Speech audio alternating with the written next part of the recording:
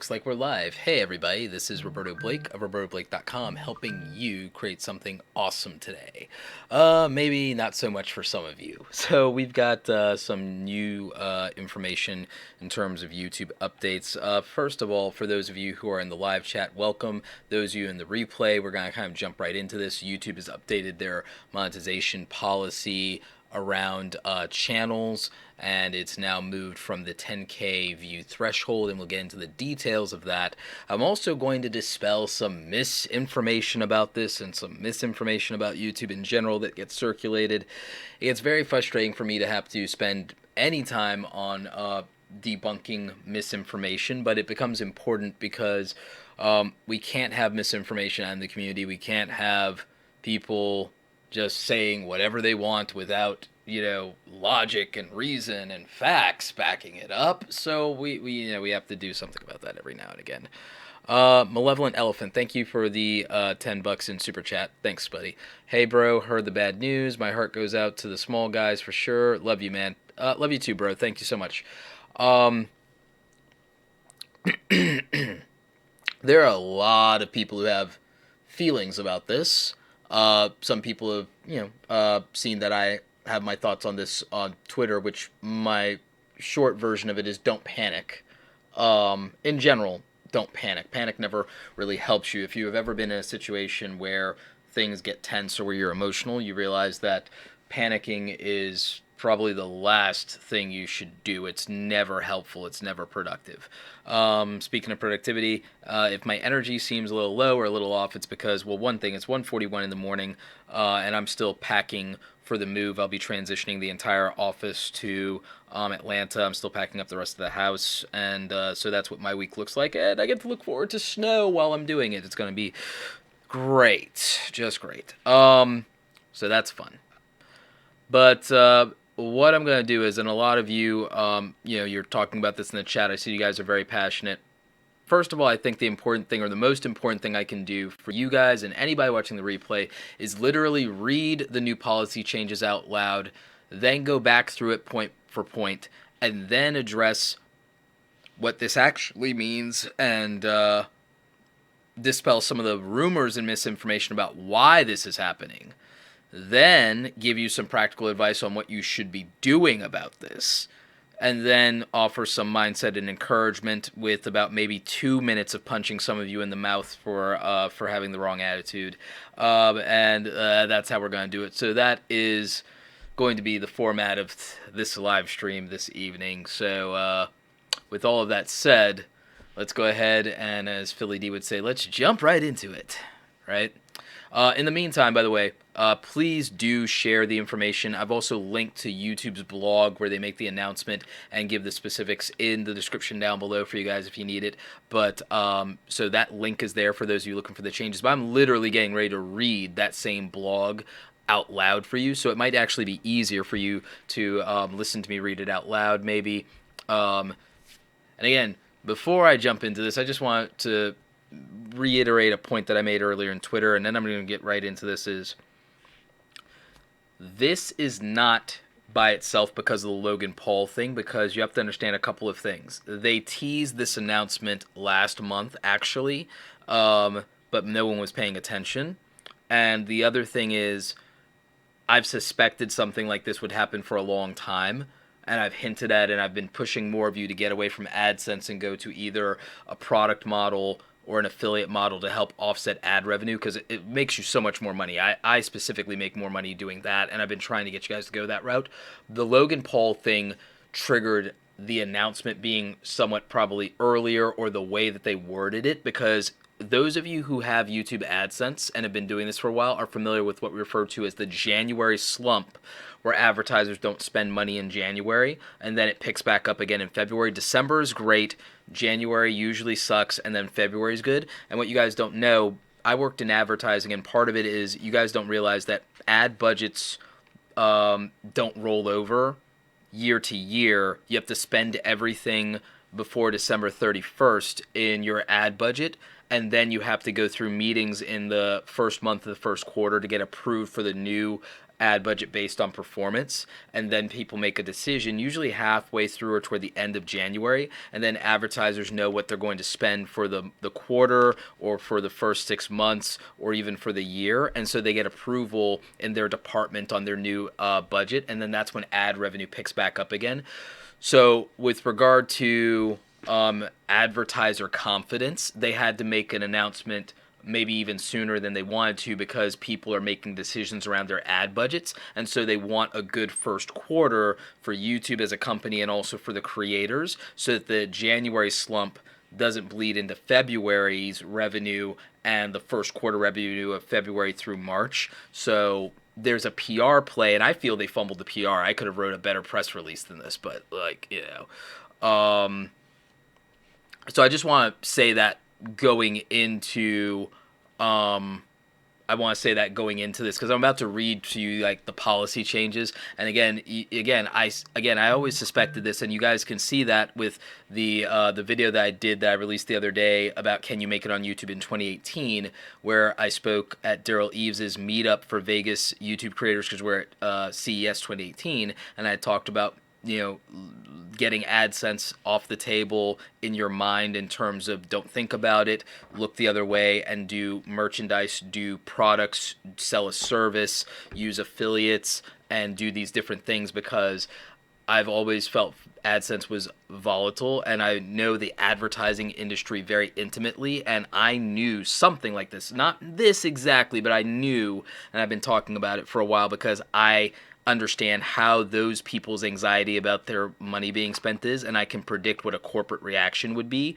because again I have experience in this industry from a couple of different angles. I worked as a marketing manager. I had to manage a Google AdWords budget. I was actually Google AdWords certified for a while, and in working with doing my own ads and doing influencer marketing, like these are things that for me were predictable, but I understand why it wasn't predictable for other creators. But I'm going to encourage you that whenever a change happens, as bad as it might seem, there's an opportunity. There's always an opportunity to win if you're optimistic. Gary Vaynerchuk has said something very profound to me when I asked him what the biggest barrier to success was. Was it a lack of time? So many YouTubers, they don't have time to create their content. Is it a lack of capital, revenue? Like, oh, I don't have enough money coming in. And what he told me was, it's a lack of optimism. If you believe you will be successful, you will take actions from the position of believing that you can win, and you'll be more focused, you'll be more aggressive, you'll go on the offensive. But if you are not optimistic and you let yourself get discouraged and get down by things, you'll turtle, you'll be defensive, you'll be too conservative, you won't take risk, you won't triple down, and it will have an impact on your overall success. So I just want to, before we get into this, re-encourage you guys to not take this personally and to not take it as an attack on small YouTubers and to look at it from the position that there's always still a way to win, and there are plenty of people here who are trying to encourage you and who are trying to provide you with the resources, and that being discouraged and sitting in that mentality will not breed the success that you're looking for and that you want. There's always an opportunity to pivot, and there's always the most important thing you can do is keep swinging. Just keep swinging. It matters. It really does. I mean, I got my whole Amazon affiliate deal like taken away a couple of months ago, and instead of being discouraged, I doubled down on product, and I made more money in 45 days than Amazon made me in the whole year when I lost my Amazon affiliate revenue. And that was something that it hurt, and it was discouraging that they disrespected the relationship, but I kept swinging. I found another way to win. So I would encourage you guys to do that. So anyway, here is the official YouTube blog. I'm not going to post it on the screen because I think it'll be too hard for you guys to read, so I'm just going to read it out loud. But I've linked it down below if you guys want to read it for yourself. But I'm going to take a sip of water here, and I'm going to try and read it through it for you.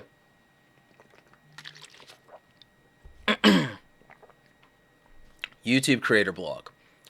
Tuesday, January 26, 2018. Additional changes to the YouTube Partner Program to better protect creators.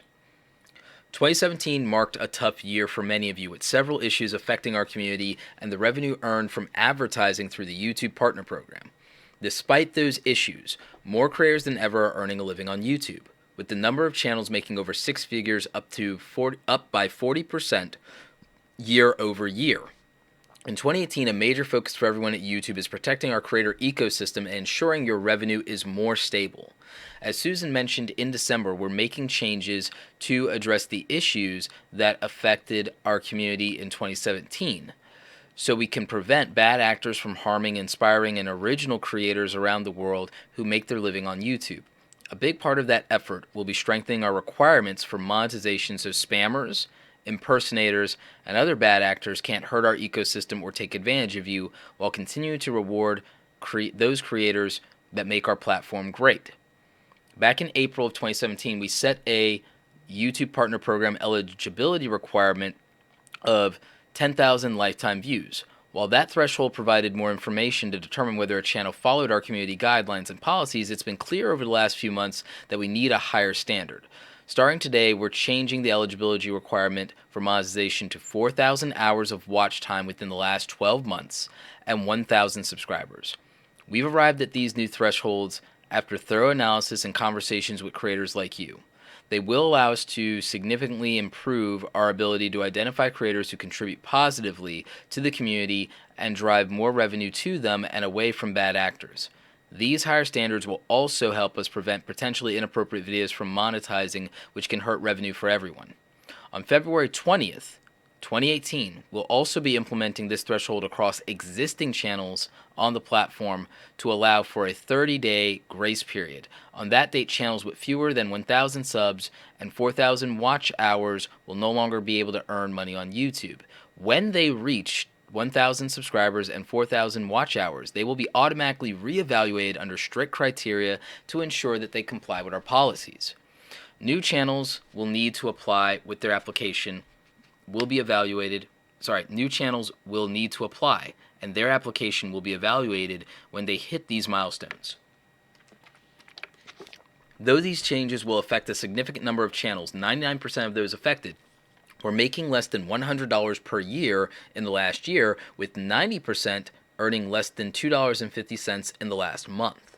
Any of the channels who no longer meet this threshold will be paid what they've already earned based on our AdSense policies. After thoughtful consideration, we believe that these are the necessary compromises to protect our community. Of course, size alone is not enough to determine whether a channel is suitable for monetization, so we'll continue to use signals like community strikes, spam, and other abuse flags to ensure we're protecting our creator community from bad actors. As we continue to protect our platform from abuse, we want to remind all of you to follow YouTube's community guidelines, monetization basics and policies, terms of service, and Google AdSense program policies, as violating any of these may lead to removal from the YouTube Partner Program. While this change will tackle the potential abuse of a large but disparate group of smaller channels, we also know that the bad action of a single large channel can also have an impact on the community and how advertisers view YouTube. We'll be working to schedule conversations with our creators in the months ahead so we can hear your thoughts and ideas and what more we can do to tackle that challenge. One of YouTube's core values is to provide anyone the opportunity to earn money from a thriving channel, and while our policies will evolve over time, our commitment to that value remains. Those of you who want more details, those of you who want more details around this change, or haven't yet reached this new 4,000 hour 100 subscriber threshold, can continue to benefit from our Creator Academy, our Help Center, and the resources on the Creator site to grow your channels. Even though 2007 was a challenging year, thanks to creators like you, it was full of moments that make YouTube a special place. Creators large and small established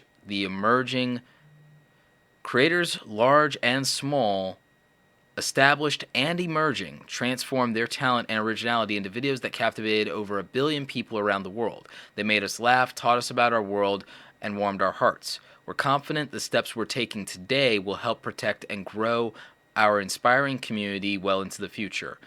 Neil Mohan, Chief Product Officer, and Robert Sinshil, Chief Business Officer.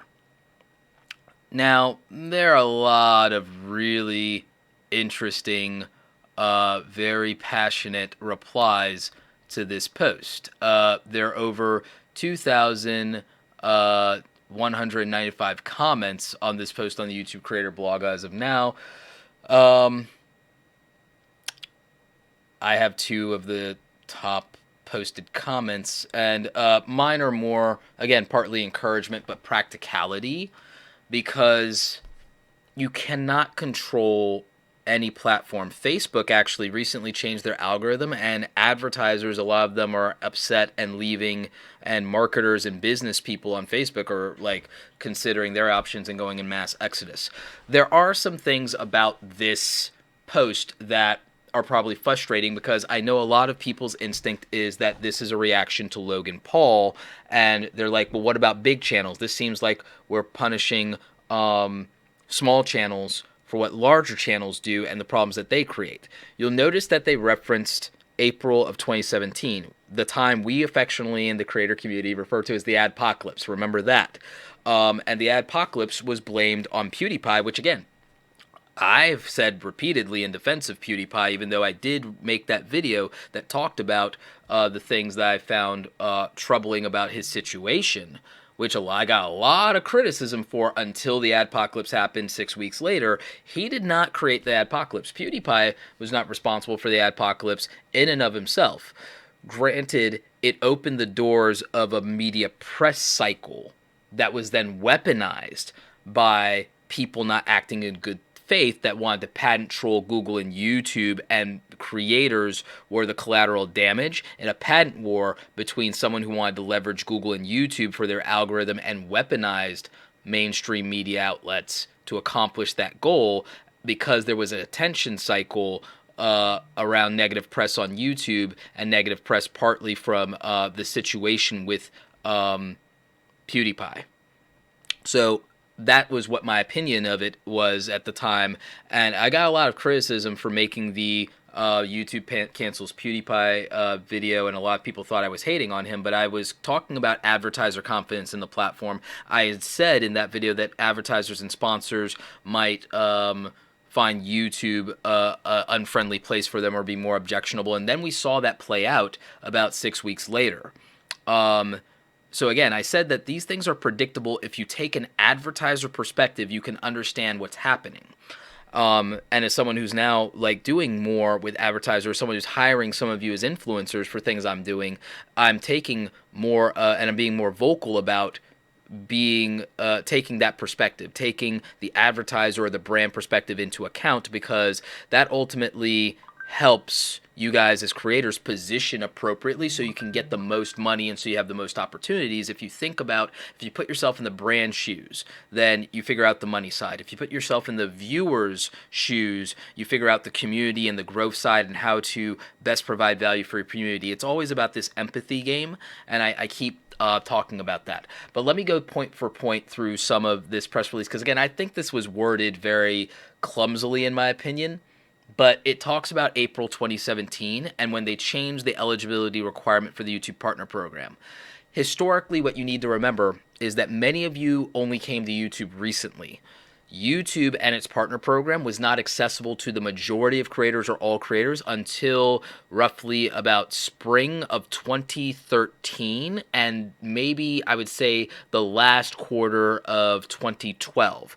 Prior to 2012, 2013, only a special chosen few creators were invited to be part of the YouTube Partner Program and make AdSense revenue. For many years, Philip DeFranco and Boogie weren't able to make YouTube AdSense revenue in the beginning of their career. I think the first, I want to say, 4 to 5 years of Philip DeFranco's career, he couldn't make YouTube ad revenue for the first 4 or 5 years, and that was very hard for him, and he almost left the platform and went back to college at that time. He talks about it very often, and whenever these things happen. Boogie 2988, tremendous YouTuber, great resource to the community, great human being. Steven was going into like the negative on his YouTube channel for 4 years. It was costing him money to make YouTube videos. So I'm trying to say that from a perspective standpoint of understand that this change is a less aggressive rollback to a version of YouTube that existed for the majority of the platform's existence, and the modern era of YouTube that you might be familiar with is relatively very young. It's about maybe 5 years old. The version of YouTube that you've been seeing is like 5 years old, where everybody could get AdSense revenue, even the smallest channels. That was not the case for 2005 February. YouTube was founded February 2005, acquired by Google November 2006, and then the partner program then opened up to everybody. The partner program, I think, launched in 2008 and then opened up to everybody in the end of 2012, the beginning of 2013. So, yeah, this is actually a much lower threshold than originally existed prior to.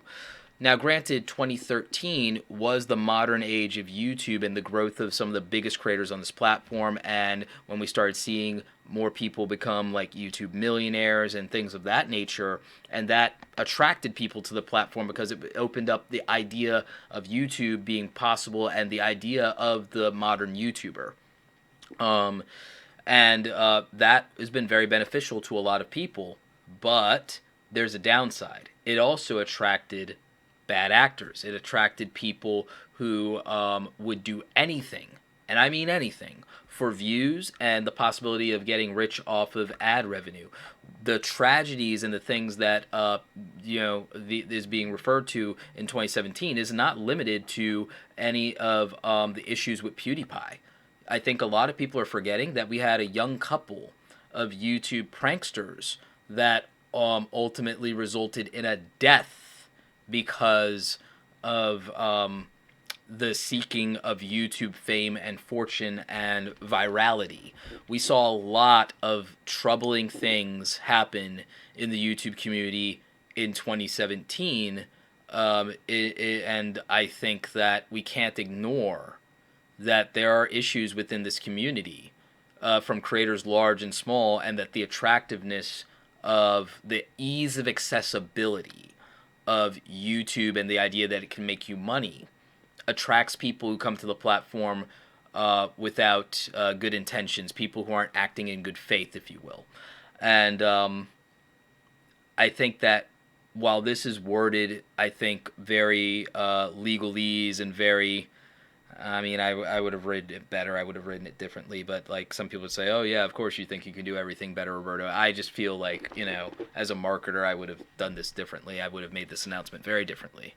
But what I will say is that this could have been much worse.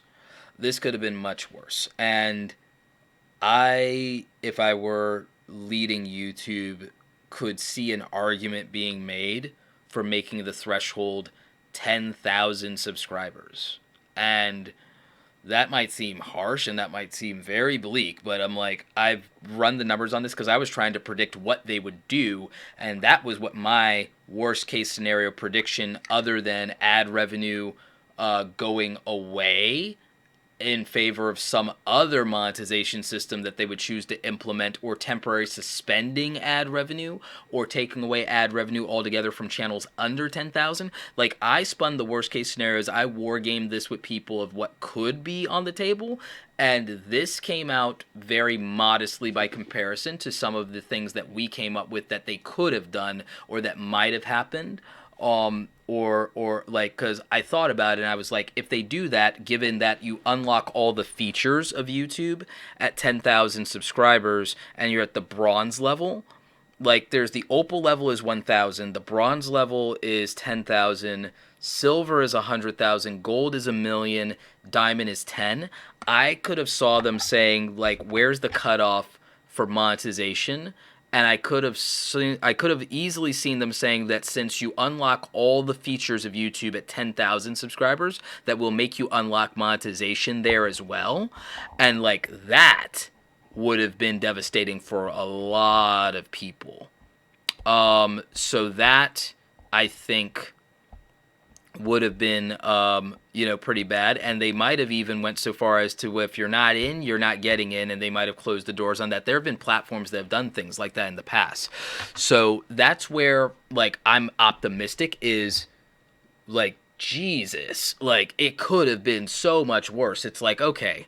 And then my thought was, okay, so I was going to do content that was going to focus for, like, the first quarter of this year on people getting started with their small business, people getting started on YouTube, how to make money online anyway, whether it's active or passive income, how to start a business. I was going to be what beginner and cheap gear to buy. I was going to do those videos anyway. But now this means I have to accelerate the schedule for those videos because, people are going to be anxious about this. So I have to accelerate the release of the how to get your first 10,000 subscribers video and then, first 1,000 subscribers video. I even have to do the first 100 subscribers in 2018 video over now because of the change. So I have to re-record this based on the change.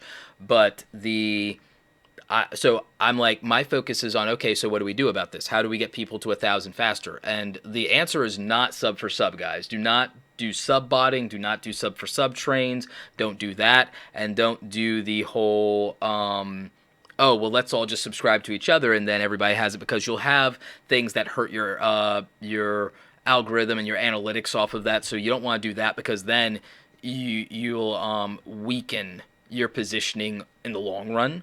For short-term relief, and that's not good. So there are other ways. The other thing I thought about was, well, people are like, their ambition is to get their first $100 check from YouTube. That's a milestone. So I was like, wait.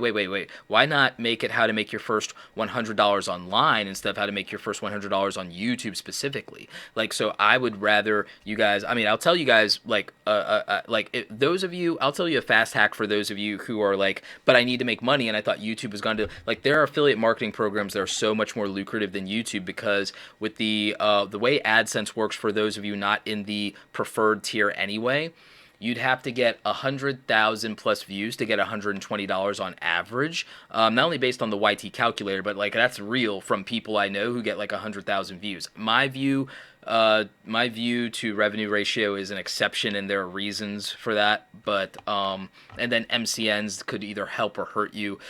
So what I would say is, and again, if people are buying subs, they're just going to get scammed, because YouTube is ramping up the algorithm in detecting fake subscribers and bot subscribers and bots anyway. YouTube is like doing all of that. YouTube is cracking down on certain policies with people who have faked giveaways. People, like, YouTube is really buckling down. So don't try and take shortcuts. What I'll say is, if your biggest struggle with YouTube is that you were like, but I wanted to make money because I want to support my family, YouTube is not the fast track to that. There are better ways. And that's why I'm going to have to do more of my how to make money online videos in this first quarter, like I said. Because like when I do, before they ramped up the revenue that I get with the deal that I get, Bluehost.com, it's a web hosting company, right? They have an affiliate program. The $5 web hosting plan, because it's prepaid for the year. No, we don't need VidMe to return. I'll get into why no one can compete with YouTube except Amazon, Apple, and Facebook. Amazon, Apple, and Facebook are the only three companies that can compete with YouTube, unless someone makes a blockchain-based system, but then that'll get shut down due to government regulations later, because it'll turn into Silk Road. But I'll have that conversation at the end. But but I have the business savvy to explain all of that. And Hank Green also brought it up as well. But I'm going to tell you guys how to make money right now. Okay, so strap in for that. I need to tell you how to make money online. If you need to make money online, Justin, Netflix won't compete, because Netflix won't open up to creators, and they don't need to, and they have a business model that's working for them, and they don't do advertising revenue, so they won't do a rev share. They don't need to, and they do highly produced, highly polished things. They won't do it. So Netflix won't compete there. Again, you have to know business. You have to understand that the only people who compete with YouTube and make a YouTube competitor are Apple, Amazon, and Facebook. They're the only ones, and I'll explain the business behind that and the technical reasons for that and the cost reasons for that money-wise later. I need to tell you guys how to make money right now. So Amazon owns Twitch, but the way to make money is usually to sell products or services. That has always been traditionally true. If you sell products or services, you can make money.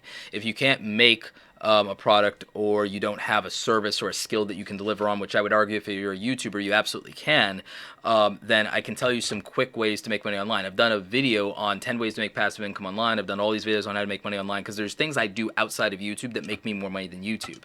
One of the things that I do affiliate programs, and Bluehost is one of the best ones out there, and I'll tell you why. and this isn't a plug for Bluehost. I'm trying to tell you how to make money. So when I sell a $5 web hosting account, when I make a video or write an article on how to start your first website, and people sign up for Bluehost, they make I make, well, anyone would make $50, but Bluehost bumped me up to $75 for that, and if I do one more thing, they're going to bump me up to $85. But you guys could do affiliate marketing for like a web hosting company like Bluehost, and every time you make one sale, you'd get $50. To make your first $200, whether it's on YouTube or your podcast or your blog, it's 2 sales instead of getting 100,000 views to make $100. So I would say that you could make money faster by doing high-level affiliate deals with even a smaller audience, and then you'd make $100 faster, because making like $100 because you get a $50 commission is much easier than doing it another way.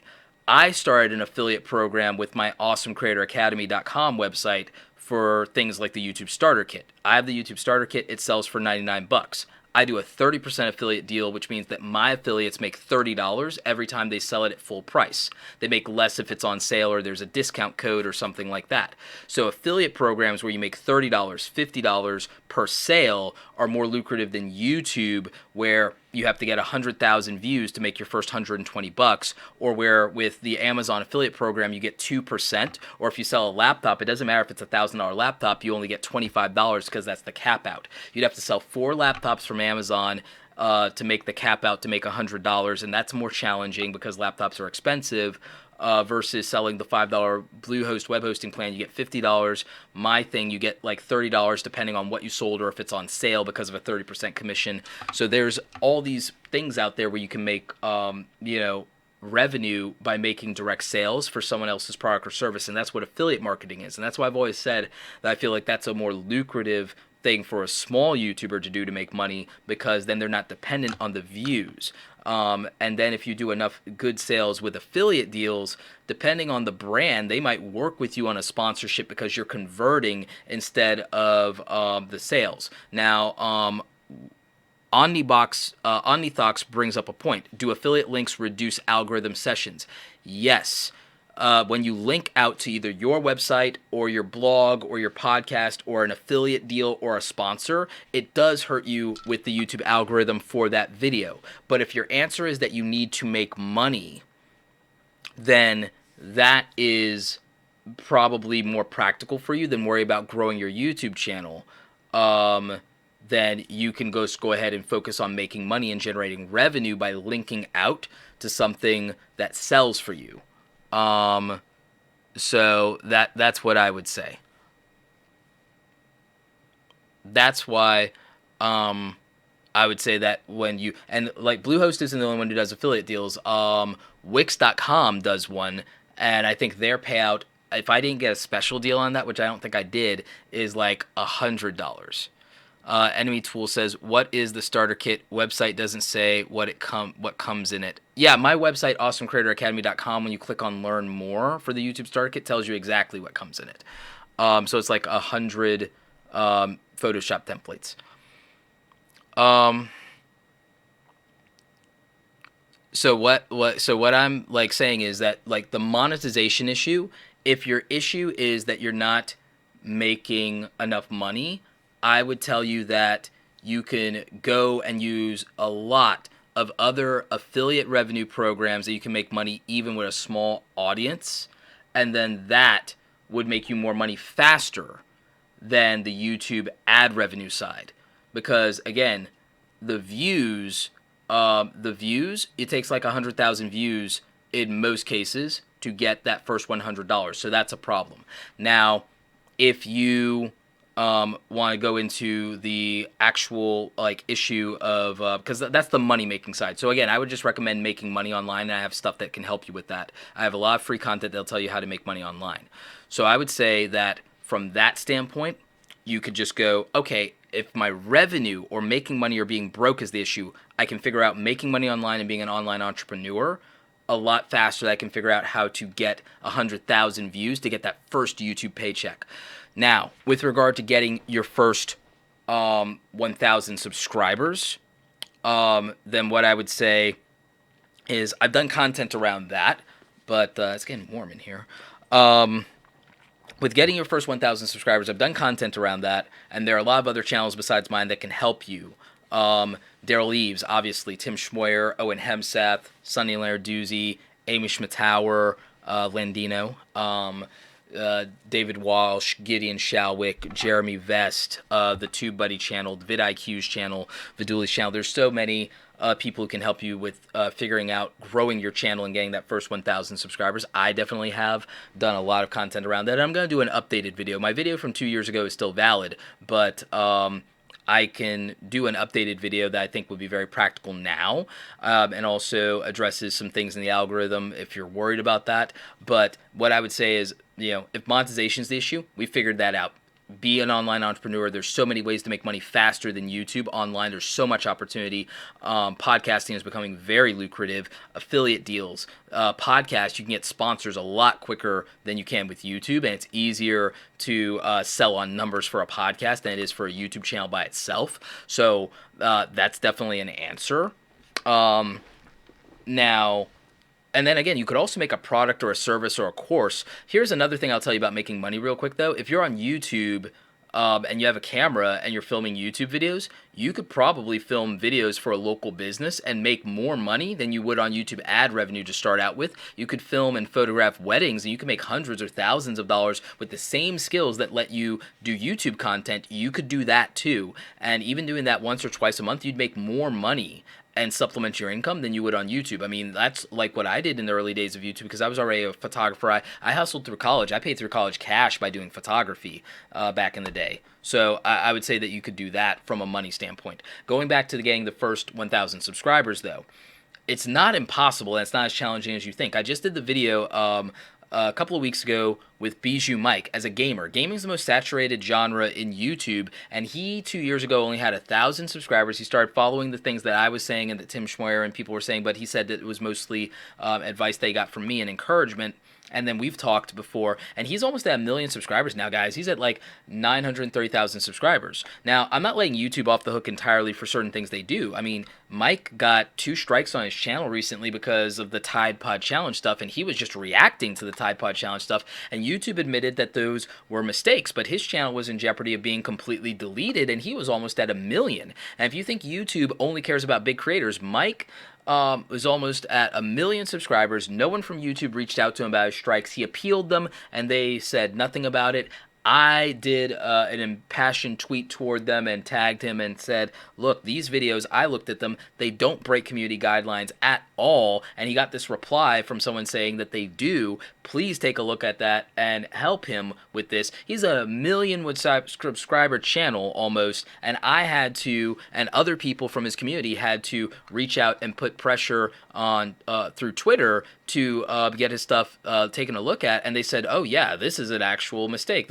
We've made a horrible mistake, and then they got rid of the strikes. But through the regular system and channels, even a 1 million subscriber channel was in jeopardy here. So don't think they don't care about small YouTubers and that they only favor big YouTubers. Even big YouTubers face scrutiny, and sometimes they can't get help and they can't reach out to people. It made me concerned about, do they care about YouTube gamers? Do they not care about Mike because he's a gamer and they don't care anymore about gamers, or that gamers have caused them too many problems? And so, that was something that I wanted to tackle in another video, is like, okay, this big channel almost got deleted, so people think they only care about big channels, but Mike didn't have anyone reach out. He didn't have a channel manager give him a heads up or say, hey, what's going on, or anything like that. Nobody contacted him, and they almost deleted his channel.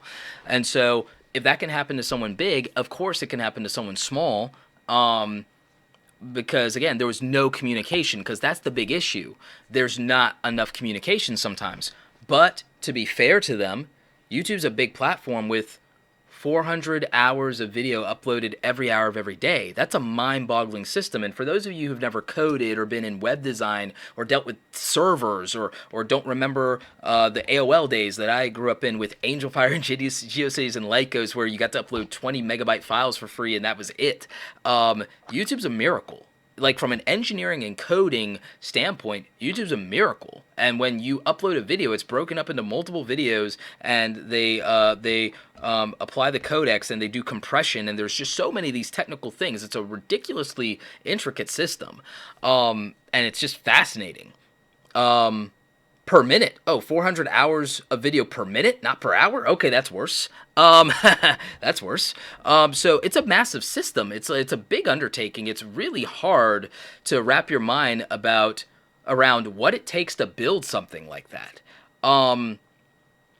So, I remember the days of like early video sharing platforms, and I remember LimeWire and BearShare as peer-to-peer networking to share videos, and what a hassle it was. I remember very primitive video editing software. I remember ASF files, and I remember these huge AVI files to have to work with because we didn't have MP4 codecs yet. Video codecs weren't nearly as advanced. So, I mean, there was like all this stuff in the early days before YouTube. 6 years before YouTube, I was editing videos. I remember that before we had social media, we had IRC chats. Like, these things, I want you to understand how far we've come in the last 11 years, to put this in perspective, of like, YouTube is not an easy system to manage for an environment and a company this big. It's a massive undertaking, and it's global. It's not even just limited to the English-speaking countries of the United States and Canada and the UK. It's a global ecosystem as well, and there's a lot that goes into managing that. As a small business owner myself, I get overwhelmed all the time by the intricacies of all the things I have to deal with. So I like when I go to these companies and I see like what they manage with all these employees and all of these features and all of these systems and all of these algorithms, it's like it's my brain explodes. It's like, Jesus, how do you even do this? How do you guys like not look at this with like despair every day? It's so convoluted. It's so hard. Like, if you think creating YouTube content is hard, imagine creating the YouTube platform. Imagine managing and moderating that platform. It's impossible. And so they make these changes and they make these algorithms and they make these robots to do an impossible task. And so, that's where I empathize with them. I empathize with creators. I empathize with the advertisers who are spending money. I mean, I have to spend money on ads for the things I want to grow as a business now. I'm doing something where I am doing an influencer marketing campaign, and I had people who have 2,000 views on a video ask me for $500 as a sponsor. I'm a sponsor now, and I have people asking me for $500 when they get like 2,000 views. I had like someone ask me for $1,500 and they have a channel with 5,000 subs, and just seeing like what goes on in the ecosystem and trying to figure out what goes on in the minds of people with regard to the money side of the situation. We have to be very realistic. We have to be very empathetic to the idea that if someone's spending money, whether it's on ads or whether it's on sponsorship, they expect to make 10 times that money, not just break even. And as a business owner, like, I have to think about that too. And I'm like looking at what creators are asking me for. And, sometimes it's very unreasonable. And so, circling back to this, YouTube is not without its problems. YouTube is not without its problems. I've been very vocal about some of the things I don't love. But I still feel they get it more right than wrong. I give them the benefit of the doubt. With regard to that, you can grow subscribers. You can grow subscribers by focusing on a couple of things. And I'm going to tell you what those things are. I'm going to give you literally the hack that I was saving for my speaking engagement. But I've said it before, but I'll tell you, this one is the one that goes to my speaking engagements. So one of the hacks for growing more rapidly in YouTube is that, and my friend Jason was actually showing me his data, and that he was actually growing a lot faster because of the consistency. It's hard, but the grind of the consistency of putting out more content, and yes, you want it to be quality, but the quantity aspect of it is not just because the algorithm just decided to favor it, but because your audience wants more of what they like, and YouTube can also figure out more people that like your thing if they have more data to work with. The more data YouTube as a platform, the more data the system has to work with, the easier it is for it to make determinations about who it can serve your content to that will actually watch it and will actually enjoy it. So that is important, and that's why I always talk about the 3 to 5 video uploads a week if you can pull it off. And I understand not every genre can do that, but the closer you can get to that, the better. Now, with regard to, and I understand that there's some people who can't do that. It is what it is, and you might have to make a very ridiculously very good quality video that you then have to distribute more in other social media platforms to get the attention. Because one of the secrets of the YouTube algorithm is session starts and session ends. And you've probably heard Daryl Eves talk about this before. Session starts in YouTube are when someone is starting a browser session in YouTube for the first time, meaning they're just coming to youtube.com. If you want YouTube to favor your channel more, then what you would need to do is pull traffic from YouTube's competitors. You need to pull people off of Twitter. You need to pull people off of Facebook. You need to pull people off of Instagram and pull people off of Snapchat and get them onto youtube.com, and that will help your channel. Early channels that leveraged this in 2009 and 2010 grew exponentially and did very well. Facebook is not as good of a partner for driving YouTube traffic now, but if you do a photo of your thumbnail and then link out to the video, and you don't use a bit.ly link or anything like that, if you just use the youtube.com link, and not the YouTube URL shortener link, but the youtube.com link, then it actually helps your channel a lot more to get them onto that YouTube watch page. The other thing you can do, and the other thing you should do, is if you have videos that have been successful, and this is what helped Bijou Mike get to almost a million subscribers, is once you have a video that lands, you need to do more of that type of content. You need to do much more of that type of content. That will help. And it may not be the video that lands, may not be the content you love, but I see a lot of creators that get a video that gets 10 or 20,000 views, and then they do something completely different. They do something similar to that video, they get another 10, 20,000 views, and it doesn't occur to them to just keep doing the thing that's getting the views, and that would grow their channel.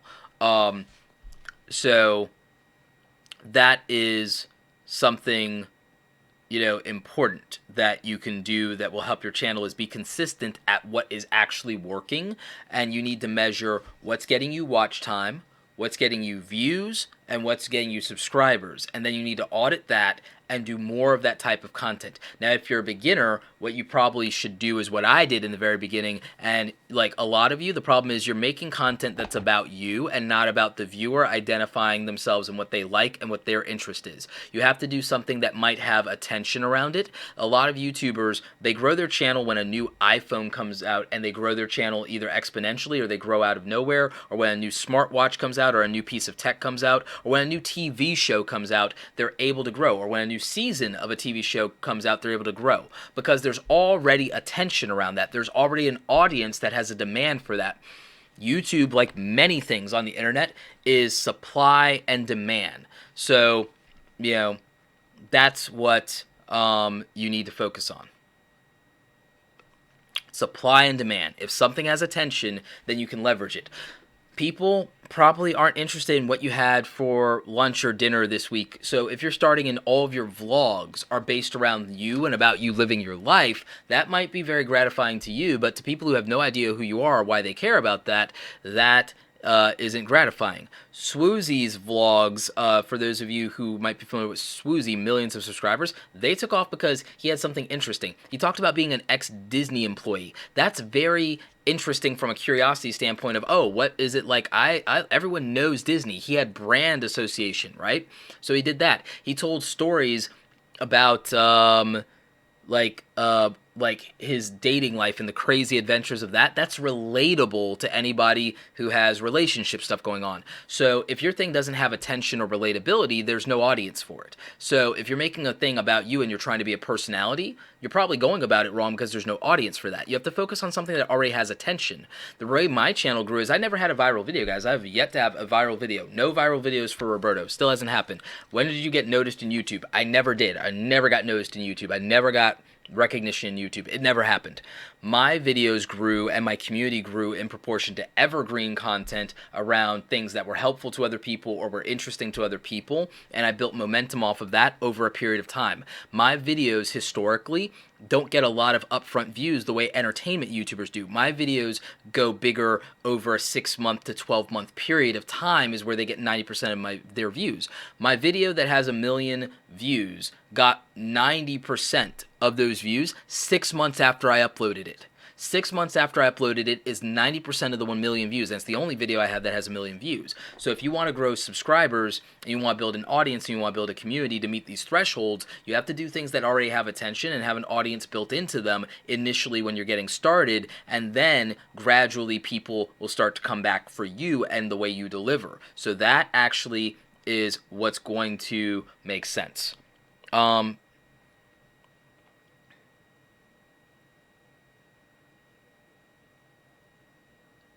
There were some funny jokes in the thing. I had to read it.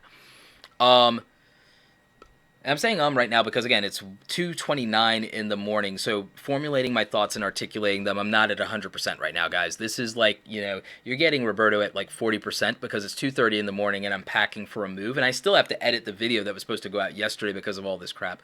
And the video that's going out has nothing to do with this. It's another video. What is today's video that I'm editing even about? What was that video about? I don't even remember now. What was this video about?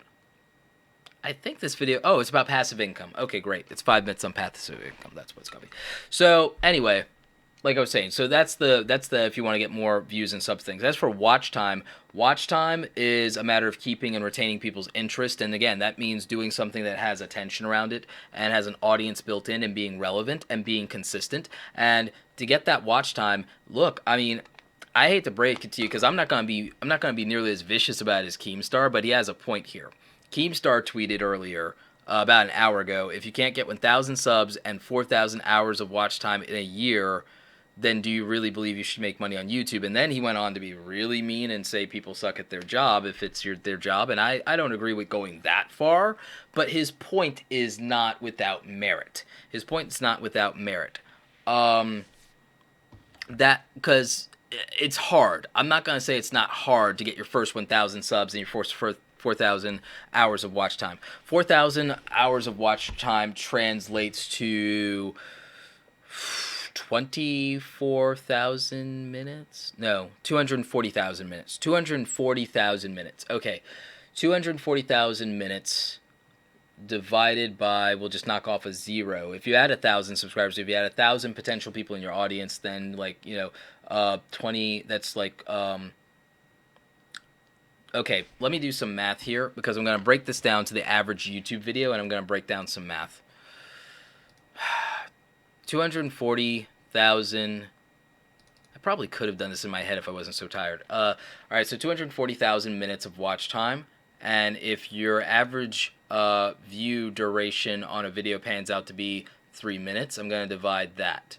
So that 240,000, I know it's going to be like 80,000 minutes when I divide it, if it's 3 minutes on average. Okay, so 80,000 minutes, all right? If you have on average, because you're a small YouTuber under 1,000 subs, if you're getting 200 views at an average of 3 minutes per thing, then that's what that would be. Okay, so actually, more conservatively, it's more likely that you would get you'd get more views than that because we're talking about cumulatively over a year. That's per video. I think that the answer to this is simple. If your first 50 to 100 videos should be enough to accomplish that goal. Your first 50 to 100 videos should be enough to accomplish that goal if what you're doing is leveraging attention, which means you'll have to change your content strategy. The thing that I talk about all the time is content strategy. So again, if you're making videos about a day in your life, day 54, day 53, that's probably not going to get the watch time and probably not going to get the views. But if there's something in your niche that's new and relevant, and you can put a twist on it, then you could probably get the views and the watch time relatively easily.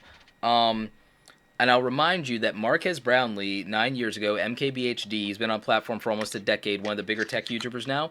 He did 100 videos to get his first 74 subscribers, and he celebrated that milestone at 100 videos. He was celebrating 74 subscribers. And also, in the early days of his channel, His channel got taken down. In the early days of his channel got demonetized. And this is old YouTube that everyone thinks was so much better. And he was just a kid back then, and his content, he had just got the 1080p flip cam. It was like, so he wasn't getting views, he wasn't getting subs, and he'd been at 100 videos. And I see a lot of you getting discouraged, but you're 20 videos in. You're 20 videos in, and you have 100 subscribers. You're 20 videos in, you have 500 subscribers. You're 20 videos in, you have 98 subscribers. Marquez did 100 videos, and got to 74 subscribers. PewDiePie's first 100 videos got him to 1,500 subscribers back in the day. 1,500. 100 videos.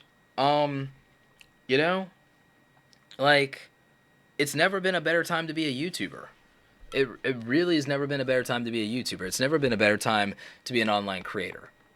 So, I mean, I understand on some level the discouragement, but I would just tell you to take perspective here. I would tell you to take perspective. How will this affect larger channels with less mouths to feed? Will they be paid more? Larger channels could see an overall bump in ad revenue just because of the way that the cycling of ad distribution from the entire pool in the ad auction place might go, but that also might be because advertiser ad rates are going to increase, especially after the January slump. The ad rates go back up. They're down while demand is low, but then once everyone's budgets are approved, they go back up. So that's what it is. Tracy Whaling says, artist ASMR, are they trying to make people give up before they start?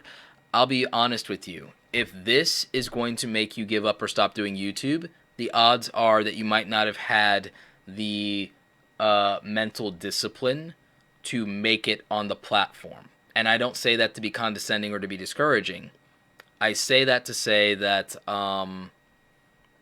with the new changes, with the 1,000 subscriber threshold, like, it was very unlikely that if you didn't get 1,000 subscribers, that if you had less than 1,000 subscribers, it's very unlikely that you were going to get the required ad revenue to even have a chance at making a living if you have less than 1,000 subscribers and you're not the Opal level yet. If you have less than 4,000 hours of watch time, it probably was not going to add up to significant revenue, because I'm looking at, so let's see, 4,000 hours of watch time is 240,000 minutes, 240,000 minutes. Okay.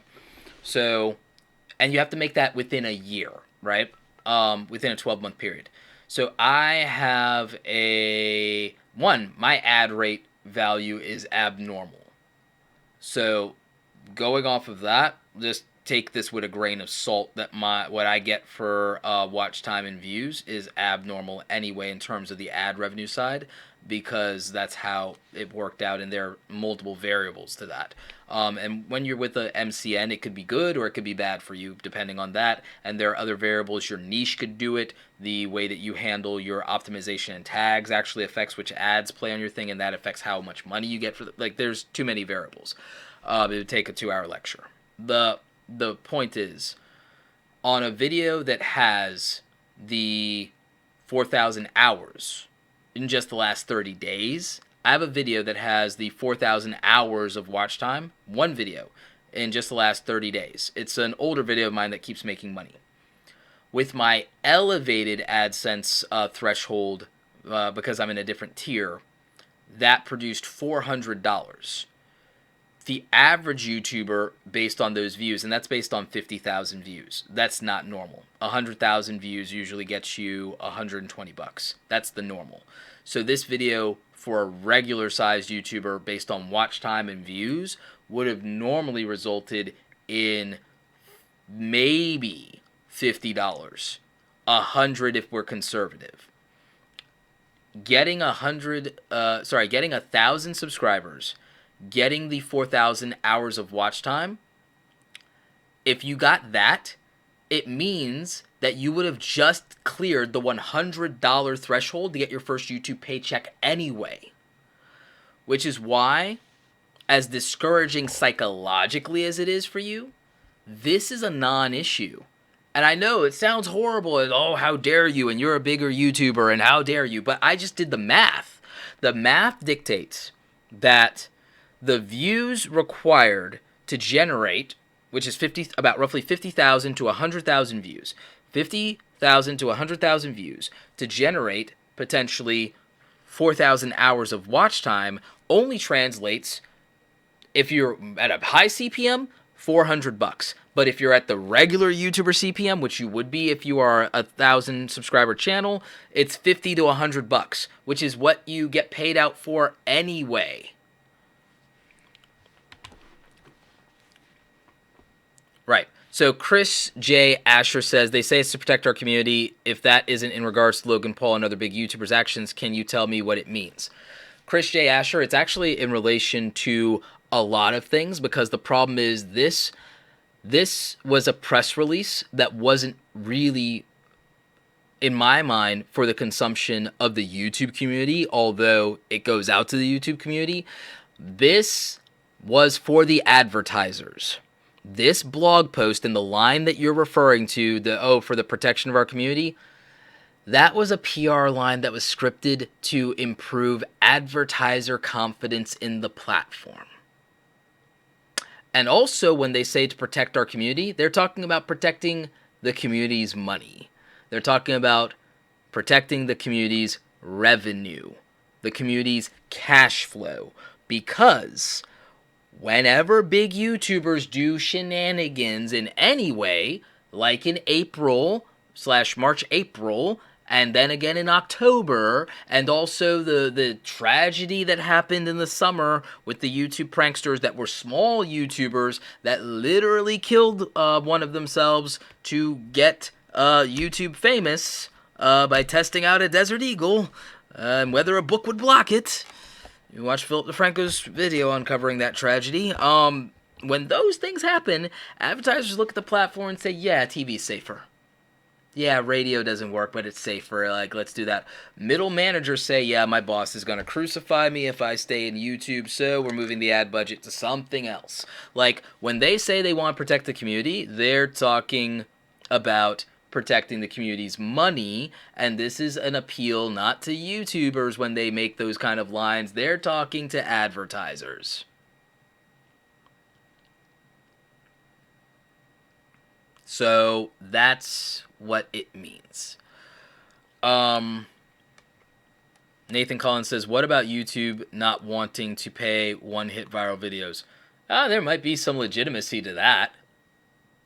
I can't blame them, but it's not YouTube not wanting to pay them. It's advertisers not wanting to pay that, and I can't blame them there. I mean, like, I don't think I want to pay out for that either. Speaking as an advertiser, I don't think I want to throw money at one-hit wonders myself, you know.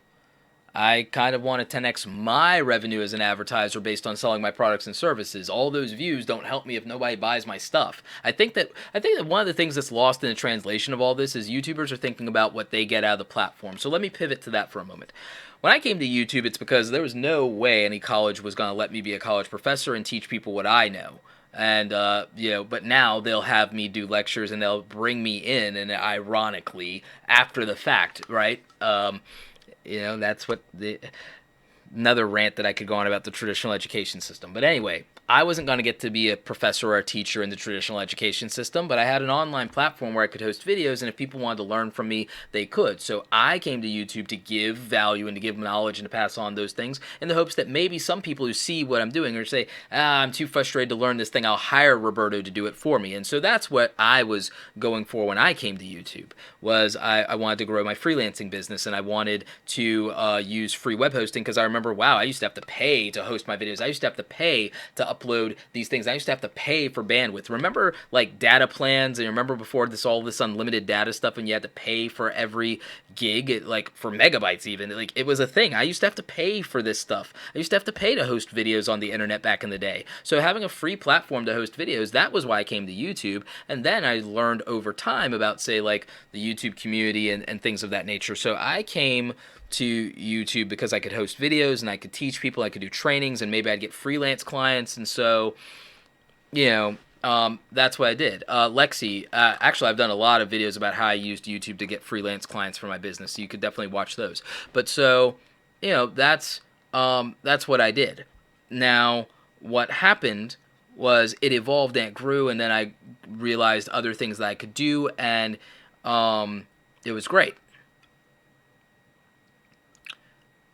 Chris J, like, Chris J. Asher, like, YouTube isn't paying me for the stream, and they don't have to pay me for the stream. Actually, they're probably paying me in ad revenue, and a couple of people have super chatted, but, like, I'm doing this stream mostly to help you guys. It's not entirely a defense of YouTube, but I think a lot of people take YouTube out of context. And I think the reason that I've grown on YouTube successfully is because I never took it out of context, and I grew on YouTube because I didn't want to be a YouTuber. I didn't want to be a big YouTuber. That wasn't my goal. I still don't aspire to be a big YouTuber, and the more that I invest and commit to the community, and the more that I commit to the community, that I commit to my students in Awesome Creator Academy, the more that I do my speaking engagements, the more that I focus on using this as a platform to have a voice and to market myself and to grow my personal brand and to promote my businesses instead of worrying about the success and the ad revenue and the accolades that come in the form of play buttons. The more I ignore those things, the more those things chase me instead of me chasing them. That's the law of attraction, and you may or may not believe in that. That's what an abundance and growth mindset is. That's why I listen to people like Tony Robbins and people like Gary Vaynerchuk and people like my friend Evan Carmichael and people like Grant Cardone. Like, there's a reason that these people are successful, and it's by not worrying about the things that they can't control. When things happen that they can't control, they pivot and they triple down on things they can control, and that's what success looks like, and that's what entrepreneurship looks like, and that's what freelancing looks like, and that's what being a creative looks like. So it's just, to me, it's the same grind it's always been. When I was on DeviantArt and when I was like a kid and I was drawing and doing photography, there were no likes, views, shares. There was no ad revenue to be had. There was no outside validation to be had. The work was its own reward. That's what it's always been for artists and creators before the internet. And so, to me, I don't take these things nearly as personal. I understand that there's a different culture and there's a YouTube creator culture that's very different and that might have grown up with this, but I'm 33 and I remember the old internet and I remember the way things used to be, and I'm just grateful. Like, that's just I have that mentality. I just am grateful for the version of the world that I live in now versus the version of the world I lived in 10 and 15 years ago. I'm grateful for the success that these things allow for. And so I always just look for an opportunity to win. I never dwell on the bad. I look for an opportunity, and I stay optimistic. So, you know, and everybody's success is different. Like, how many subs is realistic for your first 365 days in YouTube? If you're a tremendously talented photographer and filmmaker like Peter McKinnon, 1.5 million. If you're not, maybe it's less. Like, my first 365 days of taking it seriously. Not of, oh, I signed up for a YouTube account and I'll post 5 times a year, which is how I started. Like, when I would start doing videos in 2013, where I was like, yeah, I want to come here and I can't teach at college, so I'll just teach, like, creativity and tutorials and software here and talk about my experience.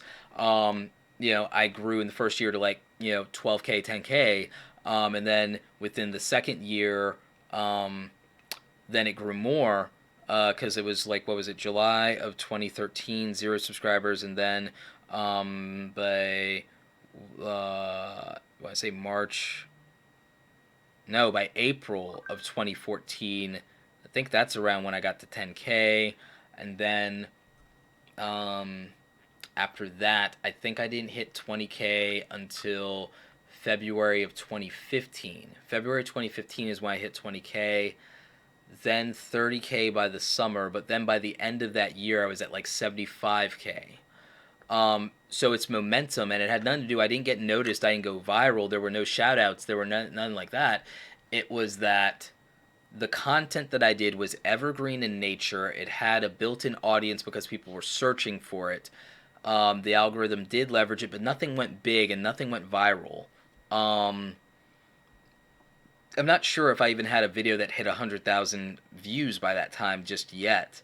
Maybe I had 1 or 2 at best. And then it just was momentum. It was the consistency. And that just wasn't me. That was Gary Vaynerchuk. Gary Vaynerchuk on his main YouTube channel had 20,000 subscribers for 7 years without any growth.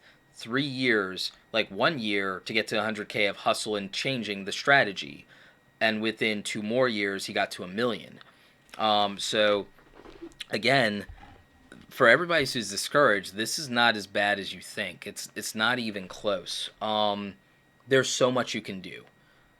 There's so much that you can do, and there's so much opportunity still. And I just feel like if you want to get to 1,000 subscribers, I've done so many videos that can help you get to 1,000 subscribers. If you want to get to 1,000 subscribers, commit to doing 100 quality videos. If you don't have the bandwidth and capacity for 100 quality videos, do 30, knock them out of the park, but don't sit there and wait on the YouTube algorithm. Do 30 videos and then really push them hard in Twitter and Facebook, Instagram if you have it. Like, really do more. Focus on things you can control. You can control the quality of your content. I guarantee you, so many of you that are discouraged, you have not replied to every single comment that's in every single one of your videos right now. There's almost nobody here who's going to complain and be discouraged that has replied to every single one of the comments in every single one of their videos. That's a small YouTube creator. And a lot of you only have 10 comments on a video, so you have no excuse for not replying to everyone. None. So you could do that. And then those people will be more loyal, and they might invite more people to watch your videos, because then those 10 people that commented on your video, if every single one of them felt like you gave them personal attention and they brought 3 more videos to your channel, then boom. You have. And Chris J. Asher, if you have, good for you, buddy. Keep up the hustle. Double down. What a lot of you aren't doing, a lot of you in every single day, I guarantee you that you're not in Twitter. You're not in Twitter doing a Twitter message and saying, hey, I did a video that if you're in this niche or this community, you might find interesting, and I'd love your thoughts on what you think about this thing that I'm talking about in my video. I'll show you right now. Primary example. This is something none of you are doing. You're not going into Twitter and turning on Twitter video. And because this is all you'd have to do, really. Watch this. So I'm going to turn on my camera. I'm going to flip it over to me. I'm going to hit record for Twitter. Hey Twitter, it's Roberto. So right now I'm on YouTube Live at youtube.com/RobertoBlake2. That is the number 2, and you can find that in my Twitter bio. Right now we're talking about the changes to the YouTube monetization, the changes in policy. We have a live stream going on. I would love your thoughts. I'd love to see you guys in the conversation. So we've got that. The live stream is actually even up on the video, so your thoughts, your comments will actually be recorded on the record for the replay here. We've been going over this for an hour. I've been talking about things that small creators can do to get their first 1,000 subscribers, to get that first 4,000 hours of watch time in their first year on YouTube. I've been talking about what some of my experiences have been, what other small YouTube creators have done. Look, like, it seems hard, it seems impossible for you to get 1,000 subscribers, but every single YouTuber starts at 0. 2 years ago, my friend Bijou Mike Lucas, he had 1,000 subscribers. He started optimizing his content, doing better thumbnails, doubling down on content that works. And you know what happened? He's almost at 1 million subscribers today. Peter McKinnon started at 0 subscribers a year ago. None of you knew who Peter McKinnon is. He's at 1.6 million subscribers today, and he came out of nowhere a year ago. It is not impossible for you to go on YouTube. I'd argue that it's never been a better time to be a YouTube creator. Marquez Brownlee, MKBHD, big tech YouTuber, over 5 million subscribers. Guess what? His first 100 videos, only 74 subscribers. If you are discouraged as a small YouTuber, I encourage you, I invite you to come to the stream, have a conversation with us, learn more about the platform, and I invite you to watch my YouTube videos. I've done about 200 of my 1,000 videos on this YouTube channel. Mostly it's about entrepreneurship and creativity, but I've done 200 videos that can help small creators grow. And you don't have to just watch my videos. Watch Owen Hemseth, watch Daryl Eves, watch Tim Schmoyer, watch Amy Schmittauer, watch Sonny Laraduzzi, watch Gideon Shalwick, watch Jeremy Vest. There are so many people in the YouTube community who want you to grow and are there for you. You don't have to be discouraged. You can be discouraged and you can quit tomorrow, or you can do what most successful people do. You can keep on swinging. So I invite you to come to this stream. I invite you to have a conversation with us, to support other creators, and to think about what we can do to actually solve the problem. Do the things that you can control. Focus on that. I know it's easy to have outrage, but you know what's hard? Hustling harder, working harder, and believing in your own content when nobody else will. And I guarantee you that's more likely to help. So anyway, come over to the YouTube channel, youtube.com/RobertoBlake2, just like number 2. We can't wait to talk to you. See, so that's a video that I'm doing in Twitter. So I'm going to post to Twitter, hey, small, hashtag small YouTubers. We are talking about the new YouTube, hashtag YouTube. See what I'm doing? Relevant hashtags, right? Getting attention. Changes. And what you can do to succeed in spite of them. Come chat with us. And then my YouTube URL, which I should have in my Apple Notes, but I don't, so like that's stupid on my part, my bad. But see, this is the thing that you guys aren't doing. And literally you could do this, and you could also do this directly at 10 specific people, like every day, and maybe some of them come over and watch your YouTube video, or maybe someone following them does, and guess what? This, and being part of relevant conversations in your community or niche, this is exactly what you could do as a small YouTuber with no audience to get attention around a topic that might be in trending in Twitter or whatever by doing a Twitter video for 2 minutes right there, and then linking out to your YouTube channel, and guess what would happen? You would get more subscribers. We are live. And tweet. And that might drive more people to this stream. And so you could do little things like that, and you could even do those as Twitter videos that are directly to even one individual person. And you know what would happen? There's a chance that they might watch your video. There's a chance that they might want to have a conversation with you. That wasn't a Twitter live video, that was a Twitter recorded video, then I posted it. So, like that is something that you could do, and then all of a sudden, you could go ahead and you could get more traffic and attention around what you're doing, and you're not doing that 10 times a day, and you could do it in a shorter form than I did. I took 2 minutes to do that, but you could do that as a general thing that goes out. That's 2 minutes, and then you could say, gee, I'll take 10 minutes, break that up into 30 seconds, and I could do that at individual people that I want to talk to and have conversations with that are talking about the thing that I'm talking about, and maybe them, and maybe some people that are following them might actually care about that and might actually come to my channel and actually do the thing. And so, boom, all of a sudden, people care about what you care about, and you're talking directly to them, and then maybe they watch their video, and then maybe they give an opinion, and then all of a sudden you've got watch time, you got views, you got traffic, you got ad revenue. Boom, boom, boom. You got a community. You can do that one person at a time. You could do that 10 times a day. And if you hustled and did that 10 times a day for 30 days, all of a sudden you might have 100 subscribers. And you could double down on that. You could triple down on that. And then all of a sudden you've got more. But you could keep doing it. You could keep swinging, keep swinging, keep swinging. But I guarantee you that there are so many of you that are not doing literally every single thing in your power to get one more view, one more subscriber. You're sitting there and you're waiting on the algorithm, the blessed YouTube algorithm, to do it for you. I hustle everything. I hustle every sale one person at a time. When I built Awesome Creator Academy in 2017, I didn't sit here and I didn't market Awesome Creator Academy to you guys on YouTube in 2017 for the majority of 2017. I sat there and I built every single one of those relationships in Twitter and Facebook individually and Instagram individually, and I pushed every single one of those to get 100 students in my paid group mentoring program. And I made every single one of those sales transactions, every single one of those relationships to build that mentoring group to over 120 students, one relationship at a time. Even going so far as to get some of those people that I met at conferences that I gave a hug and a handshake. So guess what? I did it like one person at a time. And that's what you have to do.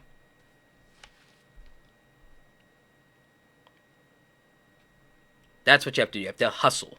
You have to hustle. You have to go out there. And I know you're tired of hearing hustle, hustle, hustle, hustle. But but what else are you gonna do? What else are you gonna do? Complain? So again, I would say focus on a thing you can do. I would say that you can literally just build those relationships one person at a time. You can look at what has attention. You can do more research. You can optimize tags. You can do TubeBuddy. You can do all of these things. There's so much you could do. You could sit there and you can complain about the way things are, or you can just look at the rules and say, cool, I can exceed them.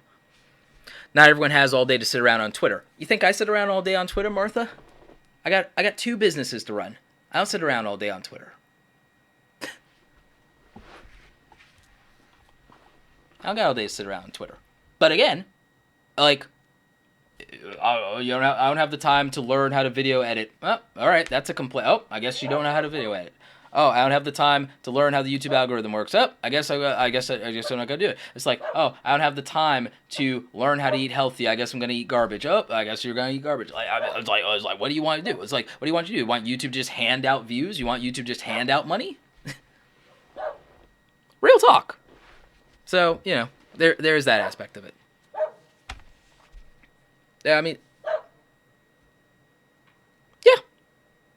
it's like none of us are like. Here's my buddy Geekdom 101, Daniel. Daniel's crushing it in YouTube. Daniel's crushing in YouTube, and like, you know what? I think aside from like, you know, like we both rant about haters, but I think we both rant about haters. But when it comes to YouTube, I don't think I've ever heard Daniel complain.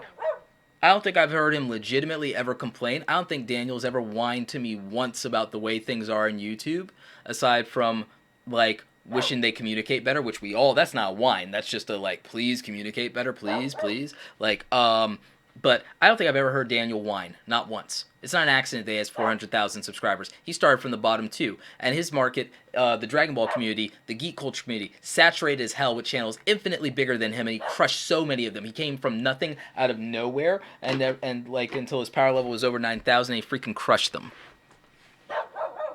Like, you know, he crushed all those elites in his industry. He crushed all those elites in his niche, like, and everything like that. It's like they looked at him as a low-class creator, and look at him now, you know? So, I mean, that's real to me.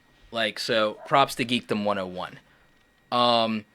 Like, you can't have expectations. There's no platform that hands out ad revenue except YouTube for the most part, really. Snapchatters, there's people like my buddy Sean Duras, people like my friend Sean Ayala, people like Jeannie, people like Cyrene Q, crushing it on Snapchat, and Snapchat doesn't have ad revenue. They don't have a crutch. The Viners, we all whine and complain about the Viners, but you know what? They hustled from nothing because Vine didn't have ad revenue, and then they came to YouTube after the fact, but they had already made 6 figures by the time a lot of them came to YouTube. Some of them made 7 figures before they came to YouTube in Vine, a platform that didn't have ads.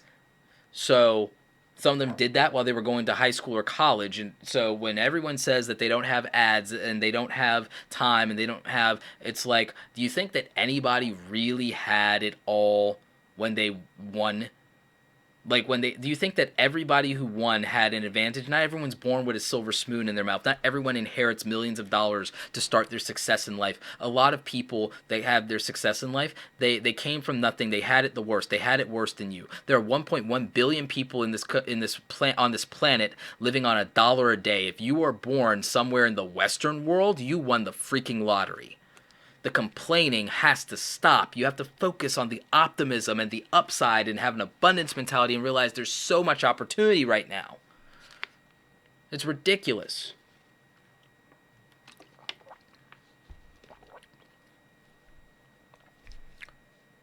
When someone says I've started with nothing, they forget that there are different requirements and blah, blah, blah. Yeah, I know that too. I know that too and everything like that because I punch the boomers in the face with that all the time, that the times were different when they I was like, you know, times were different for the boomers. Of course.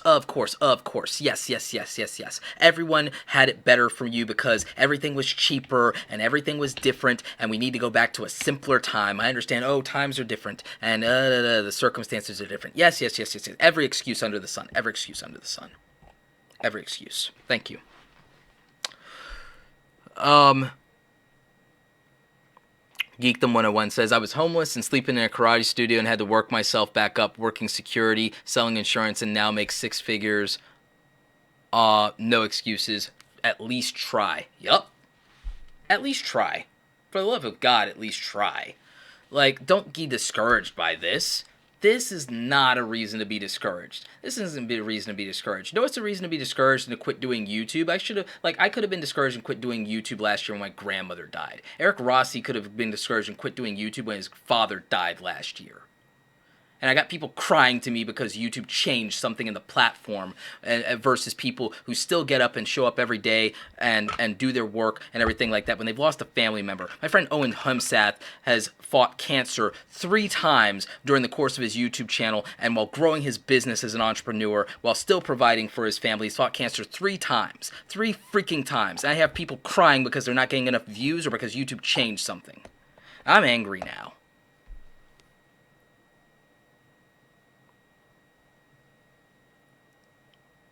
You know, so that's what I have to say about that. You know, but let's get back to something you can do. Let's get back to something you actually can do. You have to do the best you can with what you have where you are. If you have less than 1,000 subscribers and you're in the stream or you're watching the replay, what I would implore you to do is stop waiting for a better YouTube. Stop waiting for YouTube to do something that's automatically going to favor you, and do this. Make a genuine commitment to your content. Make a commitment to building your personal brand. Make a commitment, if revenue is your issue, make a commitment to learning the other opportunities other than AdSense that you can do both in active income and passive income. You're a YouTuber right now and you're watching this. You have a camera. Do some online research and then learn to shoot weddings on the weekend and make $500 to $1,000 to $1,500 on the weekend shooting a wedding with your YouTube camera, instead of waiting for YouTube to give you a check for $100 because you got enough views. Do that. You got a camera. Find the local businesses. Every single one of them cares about YouTube right now. Every single one of them cares about video marketing right now. Offer to make commercials and ads for them to help them sell their stuff, and pocket $200 and $300 by shooting videos for them because you have a camera and because you're a YouTuber. Okay? Do that. Do that and make money if you're worried about AdSense. Okay? If you're worried about AdSense, find affiliate programs like Wix.com and Bluehost.com that pay you $50 to $100 for one sale, because then one view that's the right view is $50 to $100. You're trying to build a YouTube channel?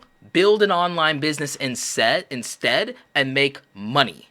Make money in your sleep, make money active income, and do that. Instead of waiting for a $100 check that may or may not come because you managed somehow by some miracle to get 50,000 to 100,000 views, that's pennies on the dollar. The same effort to do that could have been used to make hundreds or thousands of dollars by leveraging your actual skills that you have and the opportunities available to you either in your local community by filming and editing for people, or by leveraging other online systems that pay out even more money than YouTube ever could for you. So you can focus on your strengths, focus on the things that you can do and that you control, and the opportunities that exist. That's how you can make money if the money and the ad revenue is so much the issue for you. And that's the issue. Most of you don't have a real plan to make money, and you thought that YouTube was the easy way to make money. And the way to make money has always been selling products and selling services. If it's AdSense, there are so many variables beyond your control that you cannot decide and you cannot figure out, but you could actively decide that you're going to go out and get clients, and that would make you money. You have a camera, you know the camera settings, you can use it, photos and videos, and make that money. You could do that. So straightforward. So straightforward.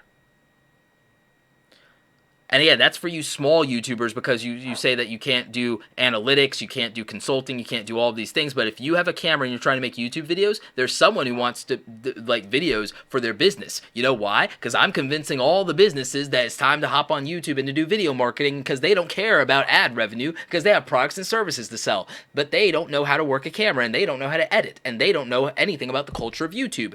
But you do, small YouTube creators, so build a business around selling photography and video to brands and make real money. And if you don't know how to do that, there's like a couple of hundred videos and tutorials, a couple thousand videos, a couple thousand channels on YouTube that probably can tell you to do that, including this one. So I would encourage that. You know, that's what I would say about it. So that's where the ad revenue thing is. Okay, YouTube changing things again, and YouTube not communicating well. Yeah, they do that poorly. Like their PR department, man, that needs an overhaul. Maybe they should look at somebody for consulting. But that being said, here's why you shouldn't hold out for a competitor to YouTube. Because I think the answer everyone keeps coming up with and coming to me with is, we need a competitor to YouTube so they can stop getting away with this stuff. Ain't gonna happen. Not for 5 years, at best, if we're lucky. I like competition. I'm a capitalist. I love competition. And I love that competition makes the prices cheaper. That's why I can afford camera gear. Because the competition, that's why my camera gear keeps getting better. But here's the problem. The technology is very complex, Google owns about 34% of the online advertising market by itself, and it is number one for that. And then Facebook is number two with about 12.8% currently. And then it's divvied up between Yahoo and Microsoft, and then it all gets smaller after that. And the gap between YouTube and Facebook in terms of the percentage of advertising market share that they have, Google and YouTube are 3 times bigger than Facebook in terms of the digital ad spend market share.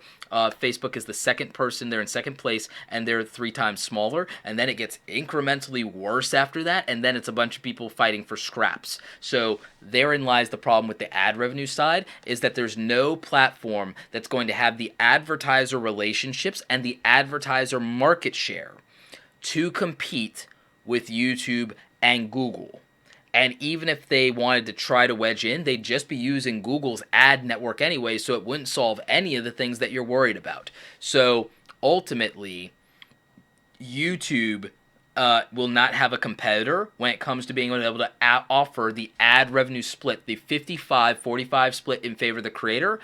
No one has enough ad revenue and leverage to offer that, and even if they do, it's 55% of a much smaller amount of money, so don't look forward to that. And I don't think anyone would ever do that aggressive an ad share besides YouTube anyway, and Google, because Google is one of the only companies that could operate a platform like YouTube at a loss. Google has bottomless pits of money, and they could operate YouTube at a loss because they could always use the data mining information and the data that they get from YouTube to supplement their other things because of YouTube's robust analytics. So they would benefit more from that, if anything, than the ads in the long run. And ads are just a supplemental thing. So their technology, their patents, the fact that Google owns the most patents on the advertiser delivery platform, and they bought DoubleClick and a bunch of the other guys, which means there's only so many independent ones. They own all the patents and licensing, which you guys don't know about that because you're not in the ad game, but advertising and marketing guy. They can't compete there, so that's out. But let's then move to, well, who could do the technology and who could do it. I said it's Apple, Facebook, and Amazon/Twitch. Let's look at Facebook because they're the most likely thing, because they have the ads, and they've had some ads, and they said that they want to compete directly with YouTube. Facebook never completes a product.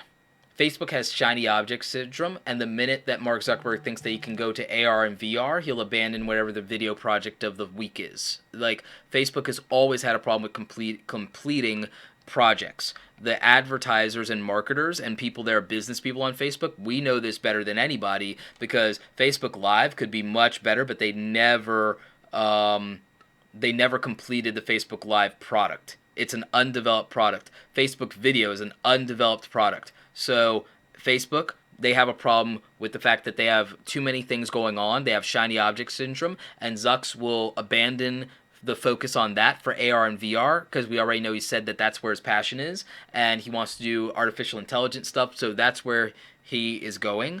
And also the Facebook algorithm is incrementally worse than YouTube. And then Facebook has its own culture problem. Facebook has a fake news problem. Facebook has politics problems. Like, it will not be a bastion. Facebook competing with YouTube will not be a competitor the way people would want. It won't be some bastion of free speech. Like, you can forget that. So, and then from a business standpoint, business-wise, Facebook is much more ruthless than Google and YouTube as far as business. Like Zucks is sharp. So Facebook's out of the running to be a true YouTube competitor. Let's move on to Apple, because Apple's the more interesting one to talk about. Apple could actually pull it off, but the problem is Apple has a culture problem too, and Apple doesn't like to use user-generated content. Apple likes to have a closed ecosystem, and Apple, even if they did do the user-generated content play, well, we all know and we see what happens with the App Store and its vetting. They will be much more ruthless and have much more ruthless guidelines than YouTube could ever hope to have. So, with that being said, Apple would not be that great for it. Apple has the bottomless pits of cash. They could operate at a loss, but Apple is an ecosystem with a walled garden, and then we don't know how they would treat it with regard to Android phones, with whatever content platform they make, so there's concerns there. And then as a company, do you really trust Apple? Like, I don't know. So there's a lot of issues with Apple doing it, and then they love a pay to play model. They would do a subscription based pay to play model. I can't see them doing free content, and they wouldn't subsidize it with ads, I don't think. So that's the business problem with Apple. And then let's talk about Amazon and Amazon Tube or OpenTube or whatever it is they want to do. Amazon doesn't have the advertiser relationships.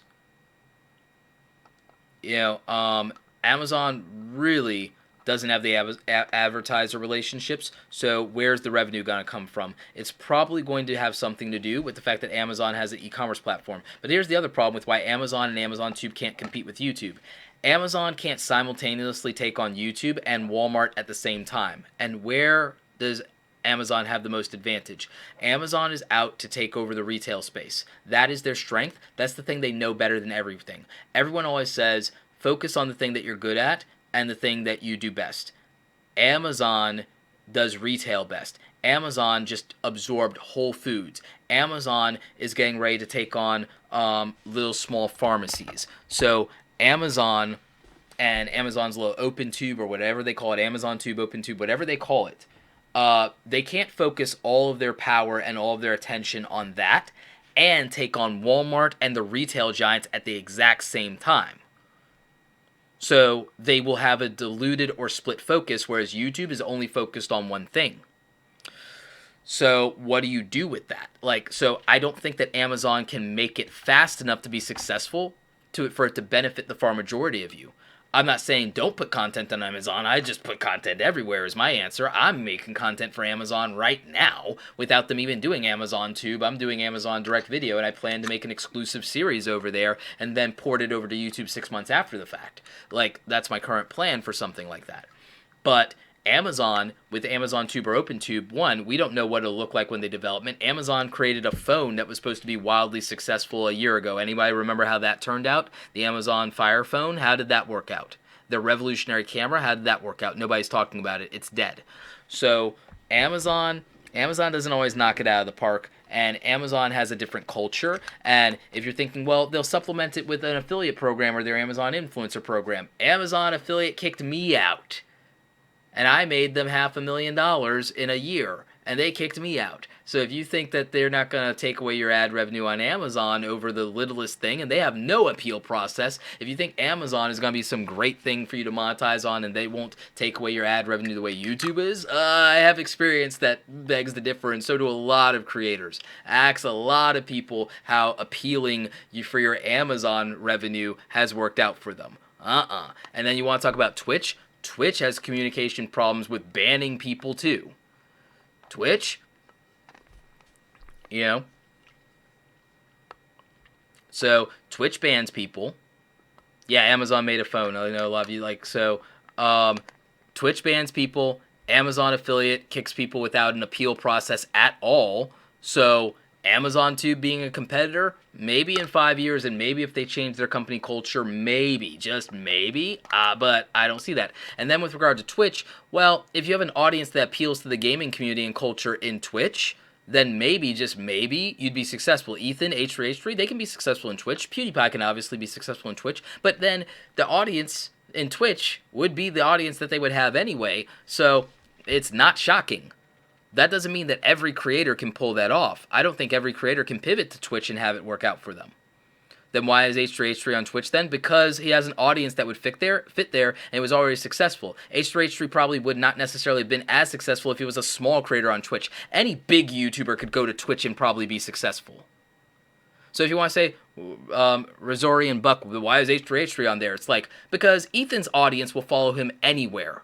Because he built an audience that merits that, and he has the talent. Ethan and Hila have the talent to go to Twitch and to be successful. Does everyone else here have that? Does everyone here really think that they can go and start from zero at Twitch? Because if they can, they should.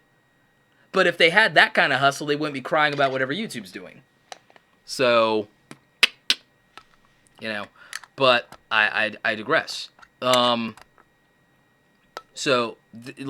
don't think that a YouTube alternative, granted, there could be, and people could be successful, but I think that if people are putting their eggs in that basket, that it's not going to work. As Luke would say, this is not going to go the way you think.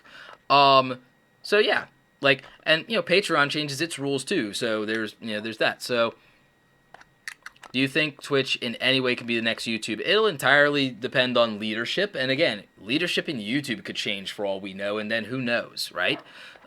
Companies have new CEOs all the time when things are going a certain way and everything like that. But I wouldn't expect Aunt Susan to go anywhere. Aunt Susan is a longtime Googler, which a lot of you don't know because you don't necessarily research these kind of things. And the Google kids from Stanford started out in Aunt Susan's garage, believe it or not. So I don't think Susan's going anywhere. You know, but things can shake up. So there's that. My answer, again, if your issue is that you don't have money, build a business online and do not rely on YouTube outside of using it to grow and leverage and market that business and to harness attention and to collect data and to research and to build a community and to build a relationship with the people who will eventually become your clients or customers. You use YouTube in that way, you have a better chance of being successful than worrying about ad revenue. Use the skills you've acquired as a YouTuber for editing, and you can make so much money as a video editor right now. You can make so much money as a cinematographer or photographer right now. You can make hundreds of dollars a weekend. You can make thousands of dollars a month by leveraging the skills of YouTube instead of trying to worry about YouTube itself.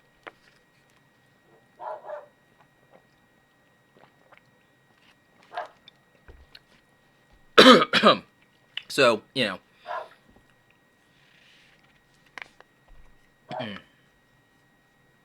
almost anything asks Roberta, will linked accounts be affected by this policy change? Not 100% sure. That's a good question, but I don't know. But I doubt it.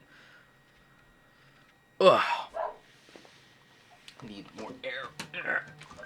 Warm. So, yeah. So, I would say, again, if the issue is money, make money online. There's so many great ways to make money online as an entrepreneur. But Fan Belt says, and don't take money from your business to buy crap on Amazon. Put it back into the business. Yup. Good advice. So, that's what I would definitely say. And then I would say that the other thing is, again, focus on your community. Focus on doing good content. The growth will come. The growth will come, and if you focus, on the right things, and you focus on what you're trying to put out there and what you're trying to give, then you will receive in return. Because my thing is that, again, YouTube for me at this point makes less than my other online ventures. For me, it's part of being a part of the community, having that voice in that community, and being able to give value, and then also being able to learn and grow and do things and build a community. And also I'm finding people that I want to hire out of this community, and I'm finding other people that I want to connect with, and it obviously is helping me market my other ventures. So yes, there's a value to it, and yeah, I do okay on AdSense, but without AdSense, I still would have a six-figure business because I created the leverage to accomplish that. And so I always, and again, that came after I already was making enough money to where YouTube AdSense didn't matter by the time YouTube AdSense matters, because I don't think I tell the story that the first couple of years I was on YouTube, I was getting a really raw deal on my MCN. They were taking half my money anyway. So YouTube AdSense really wasn't doing it for me, even when I started making decent money, because I was losing half of it.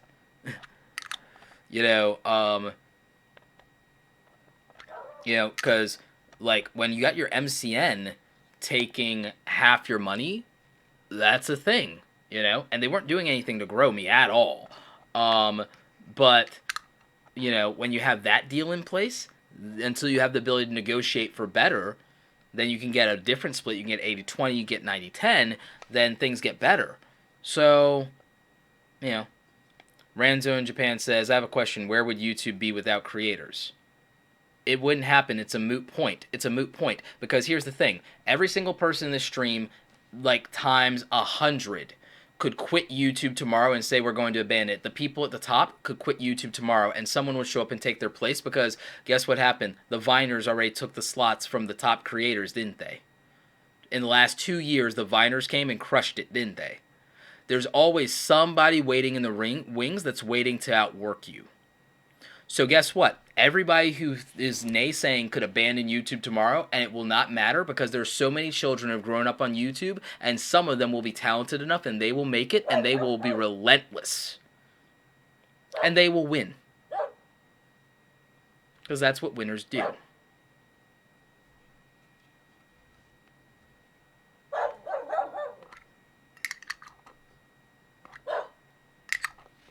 So, that's kind of my perspective on all of this. So, with that said, I want to take a few questions before we wrap up. I need to get back to finishing today's video, which should take me another 45 minutes. Then I need to actually finish cleaning up here, clear my bed so that I can finish the moving stuff for tomorrow, and then I can get some sleep because I'm tired. I also need to finish these chips and salsa because they're good. So let's take a couple of questions from you guys and what you guys think about this, because I think I've covered everything. And again, links in the description to the actual article that has the changes. But let's get this in. Spacey says, as a small creator, I must have barely missed the wait, what? The door for 4,000 hours, but I still haven't received pay. I'll be forfeiting my AdSense money when they kick me out of the partner program. No, they will pay out any money that is owed to you. If you met money, if you made the money but didn't meet the new requirements, you will actually still get that money that's owed to you. And so don't worry about that. And they mentioned that in the article. So let's see. How long should a newbie wait before linking out to affiliates? If you need money, do it right away. Like, linking out does hurt you in the algorithm, but if you need money, stop worrying about growing your channel and make money. And use the links that go to affiliates that make you that $50 commission or that $30 commission. Use the links to sell your own products and services. If you need money, don't worry about growing YouTube. Link out and drive the traffic to your merch or to whatever you're doing and make your money if you need money. But if you don't need money, focus on then growing the channel and keeping people on YouTube longer so that you get the watch time and you get all the things that you need to grow the channel.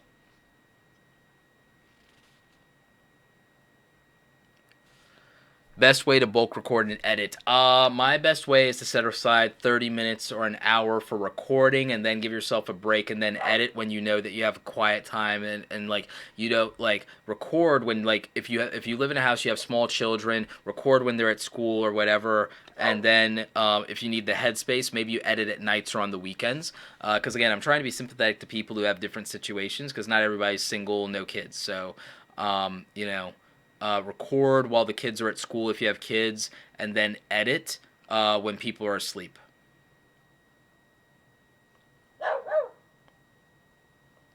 Steve Bland says, Aurora, what is your advice for someone who makes web series and short film content that isn't necessarily searchable, who is just starting out? I would say that you have to do what regular movie people do, and you have to focus on distribution. So then you have to get reviews on websites about your thing. You have to get articles. You have to play the PR game a little bit. You have to build a community outside of YouTube so that you have distribution to get attention to your projects. Leg Life says, will this help creators still in the partner program? Will less channels in the program mean more revenue for those that are left? Yes and no, because more than one thing is happening, and what a lot of people are conflating is a lot of people think this is Logan Paul's fault or PewDiePie's fault or any big creator's part. This is a big advertising thing, and when they say certain lines that are rubbing you guys the wrong way that make you think that, this is a PR play, and you have to understand the politics involved with regard to the relationship with advertisers and who they're trying to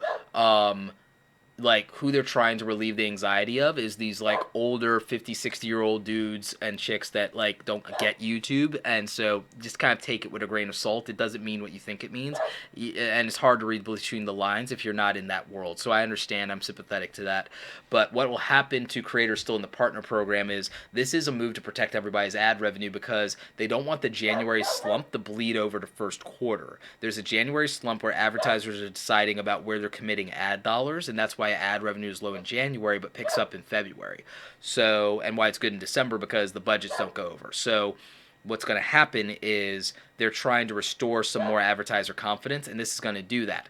Why is this going to do that? Well, but my channel, for example, I ran an ad as an experiment, and I wanted to get some more context on what the advertisers are seeing. Plus, I do this for my clients anyway, and I looked at it, and a lot of my ad spend went to small channels and giving me a few views on that and spending it on channels that weren't really relevant to what I was doing. Even when I changed the settings and did everything to make it relevant to the audience that I want, I was getting a lot of my ads going to these smaller channels that weren't doing anything to help the ad, and that weren't going to do what I needed it to do. So, and didn't get the clicks. By doing this, less of that happens, which means less ad spend from an advertiser's perspective might be wasted on things that are unlikely to convert. Because what you have to understand is that an advertiser is always looking to get 10 times the money they spent out of what they do. If I were going to hire one of you as an influencer for the YouTube starter kit and you asked me for $100, my expectation is I better make 1,000, not I better break even, not I better double my money. I have to 10x. I have to 10x because I have to cover any advertisement with a creator that didn't work out. I have to cover any expenses that I had elsewhere with this that didn't work out. So I have to have every influencer that I pay for a sponsorship 10x. If I put $1,000 in the ad budget, then I need to get $10,000 in sales out of it. So that's how this works. And so if smaller channels that can't prove their ability to do well for advertisers aren't in the program, instead of everybody being in it, then that means that there's a better chance that those advertisers convert better. There's a better chance that for YouTube creators that advertisers spend more money because it performs better, and that protects the revenue. But also I have been seeing that YouTube is actually going to start charging advertisers more anyway. So that was part of the deal that you guys don't see, is that YouTube is doing some things that creators don't like. YouTube is doing some things that advertisers don't like. YouTube is making it a little bit more difficult for creators. Advertisers have to pay a little bit more money for some of the changes they got in the AdWords program and some of the things that they did that weren't necessarily creator friendly. So everybody's in pain. YouTube's in pain having to deal with their PR nightmare. Advertisers are always worried about the cash that they're bleeding, whether it pans out and whether it's being squandered by creators doing goofy stuff that never sells a dime for them. And then creators are hurt because YouTube changes on them every minute and because they're not making the money that they think they want to make. So everybody's hurting. We're all in this together. So just kind of understand that that's where it is. So yeah, I think that people in the program ultimately after first quarter might see an increase. So there's that. If someone, the Fire Godai FS says, if somebody is close to the requirements of subs, watch time, what advice would you give them to optimize their channel before February 20th deadline in terms of retention and thumbnails, etc.? Well, one of the first things I would do, and you guys are gonna probably find this funny. So, one of the first things that I would tell them to do is to go to awesomecreatoracademy.com. There's a link in the description. And before the end of January, I would tell them to use the 50% off link so they get $50 off the YouTube starter kit, and so that their thumbnails and channel artwork can be competitive with the bigger channels, and so that they can get the clicks and views and watch time that they need to be able to qualify and get that YouTube channel partnership. Because then you've got good channel artwork, you've got good thumbnails, and then you're going to get clicks and retentions, and you can compete with those big YouTubers. So, awesomecreatoracademy.com, links in the description, 50% off. But I also want you to learn from what I just did. See, I made a product of my own that I control completely, independent of YouTube, and then I know how my community also, a lot of them are creators themselves, and so I made a product that serves my audience, and it's not a YouTube course. All my homies have a YouTube course that's saturated, right? So I made something unique to my skills, Photoshop, and I built a product. So 100 templates plus for $100, great deal. And then I decided to sell it. And so, money-wise, I'm kind of showing you a hack. I'm showing you what I did. It worked, and so you could do that. You could build a product, but again. Also, you want to get your thumbnail game up? I made a tool that would let you do that. Here's the beauty of it. Photop.com is basically a free web browser version of Photoshop. So if PicMonkey and Canva aren't cutting it for your thumbnails, you can use Photop, and it's free. And that's basically Photoshop in a browser. But they have ads, so it's free, but you have to watch ads. Paint.net, there's a PSD plugin, and Paint.net can be turned into a Photoshop tool. GIMP is free. Photoshop has a 30-day free trial. Affinity Photo and Affinity Designer are $50 and you own them for life. Paint Shop Pro can open PSD files, and it's like $60. So that's how you get your thumbnail game up. TubeBuddy, link in the description, gets you 20% off of that. TubeBuddy.com/awesome. Can help you optimize your titles, descriptions, and tags, and then if your videos are relevant, maybe you're getting more views, and then that means more watch time and retention. From a format standpoint, in terms of your content strategy, if you want more retention, well, let's start with subs. If you want more subs, ask for the subscription in the first 2 minutes of a video, but qualify it. Primary example, if I were asking for your subscription, if you weren't a subscriber already, I'd be saying, hey, usually on Fridays we try to do YouTube Q&As, so if you don't want to miss out on that and you want to be part of the community when we do these things and get your questions answered, then we do that on Fridays, and you might want to subscribe. But I also have a lot of other great content on the channel that might be able to help you grow your channel if you're struggling, and so if you hit the subscribe, you hit notifications, you won't miss out on anything. I'm qualifying the buy. I'm qualifying opting into the subscribe if I say something like that. If you do it 2 minutes in, you're likely to exponentially grow your YouTube subscriptions if more of your videos ask for the subscribe 2 minute in. So that can help you get to that first 1,000 a little bit quicker. As for watch time and retention, longer videos can help, but also making sure that the edits and the cuts in your videos are good enough to kind of keep it moving and at place and at a good pace. So, you know, that could definitely help you. Why does YouTube put fewer ads in the Middle East and places like that? Advertisers decide what markets they want to advertise in. That's the reasoning.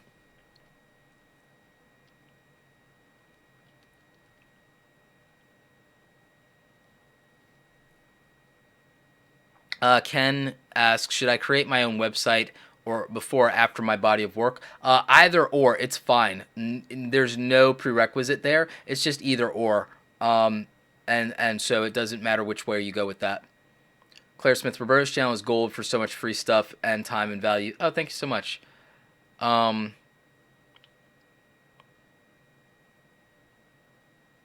Brother with a camera says, as a creator beginning a new channel, should I focus more on my content quality and maybe upload a little less, or should I focus even more on frequent uploads? It depends on what your goal is. It depends entirely on what your goal is. And it could go either way. It really depends on what your goal is and also what your niche in your channel is. There's no blanket answer for that because it's also based on your talent.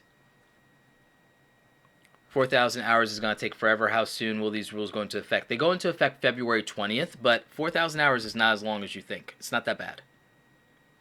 It's not that bad. And again, you were going to have to do it anyway. You were going to have to get 4,000 hours of watch time in the form of views anyway to be able to make any money. So everyone's saying 4,000 hours is so long. You were going to have to do that with getting the first 10,000 views. You were probably going to have to do close to that anyway.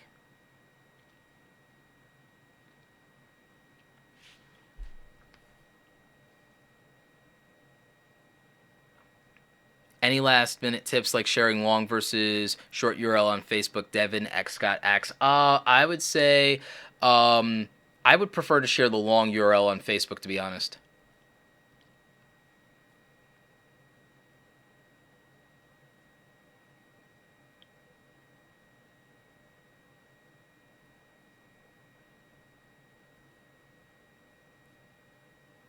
$4,000 is a drop in the bucket. It depends on the channel, and it depends on the type of content. It depends on the type of content, because there's certain content that does better.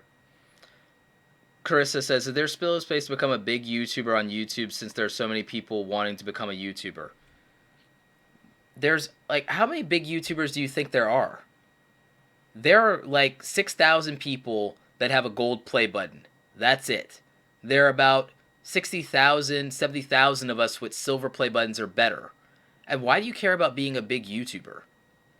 I mean, if you're saying, is there still opportunity? Well, let's see. Bijou Mike, a gamer, the most saturated thing there is about to hit 1 million subscribers. 2 years ago, he had 1,000. You tell me, and that's the most saturated thing there is. Most of the YouTube community is underrepresented in the big YouTube echelon in terms of genre. Like, tell me of a big car. Tell me about an automobile, car, or motorcycle YouTuber with 1 million subscribers. Tell me about a sports YouTuber with 1 million subscribers.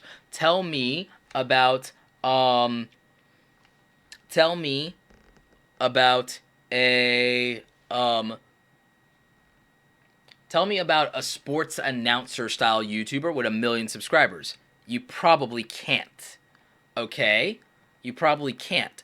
there's so little diversity in the top echelon of YouTube that there's nothing but opportunity. There are only a couple of channels that are music channels that have 1 million subscribers in YouTube, and guess what? Guess what? Almost all of them are like Trap City, Chill City. They're all owned by the same person. Like, I mean, like, there's so much opportunity. It's ridiculous. Oh, music channels? Music channels could crush it on these qualifications easily. Easily. Carissa, your question wasn't stupid. It's just that your question is indicative of, like, the scarcity mentality of most small creators versus an abundance mentality, which is what's really stopping them from making it. It's not the algorithm.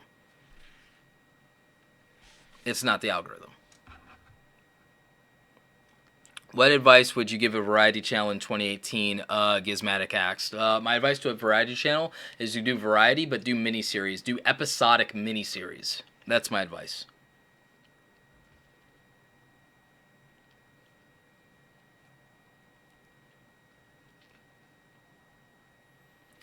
Fanbelt says, people don't know how to just do me anymore, Roberto. They want to be just like everyone else. That's why they're worried about being big creators so much. Spend that time on yourself and grow. Yeah, I couldn't agree more. A lot of it is that people have this YouTube dream, and and the irony is a lot of people who are successful, their dream was not to be a big YouTuber. Like, that's, I mean, I did not have aspirations of being a big YouTuber. I came to this platform, I was like, what, 29? Something like that? 29, 28, something like that. I'm 33 now, I'll turn 34 at the end of the year. I came here because I couldn't be a college professor, because I hate that system. And now, ironically, I get to actually lecture people at schools and colleges, invite me out. It's ironic, because, again, I wanted to teach people, but I needed a place and a platform to do that, and I felt this was more scalable anyway, and I like the lack of red tape, and I like the lack of the politics, and like all the crap from the tenured professors, and I wanted to teach real skills, and I wanted to teach you the stuff that teachers can't and won't teach you about